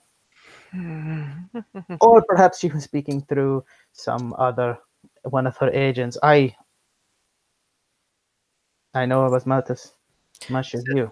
So you have no useful information beyond what we already know. I know at least one person who the preacher has. Which is Who? my wife, which you didn't know before I encountered you. I mean, I'm sure the preacher has a lot of people's wives. Um, If I'm so useless to me, why not just kill me now? a thought I am currently mulling over. Well, then do it. I know you've wanted to do it since I first smacked you in the face with a fireball. They call me Yuki the Phoenix for a reason.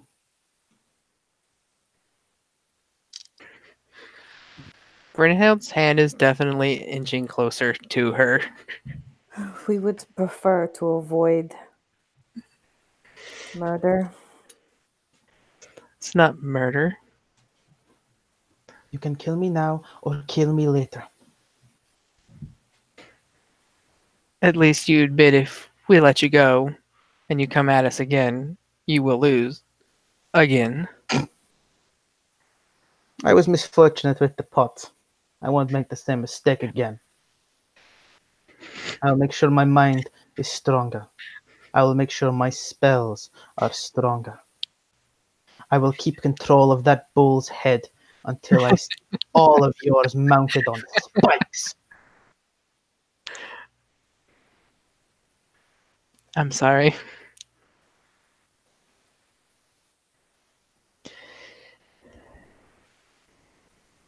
Have you any of you have any other questions?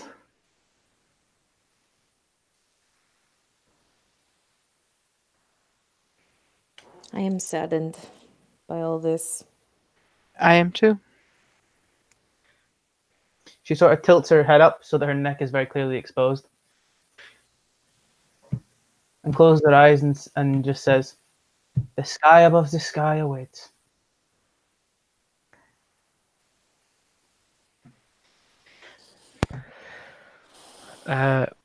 With your eyes closed and your head raised, Makuda's just going to rumble. The Suvma of freedom, and you wish to control me. You have already fallen. And he's just going to leave the room.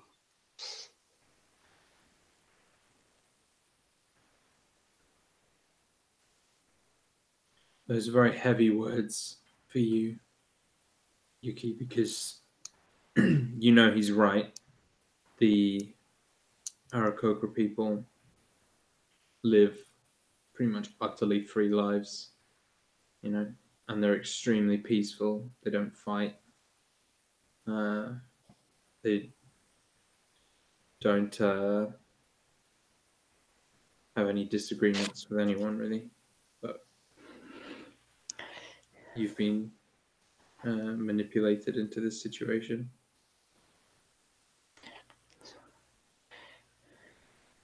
Brynhild's gonna reach not for either of her rapiers, but she's gonna draw a dagger that has an ivory handle and move behind Yuki and kind of wait to see if anyone else is gonna stop her. I am saddened by this because it was an unfortunate opportunity and ill luck that brought you to this point. And when presented with the opportunity to redeem yourself and change your fate, you are stubborn and set in your ways and have no remorse. My dear, some people are irremediable. I see that now.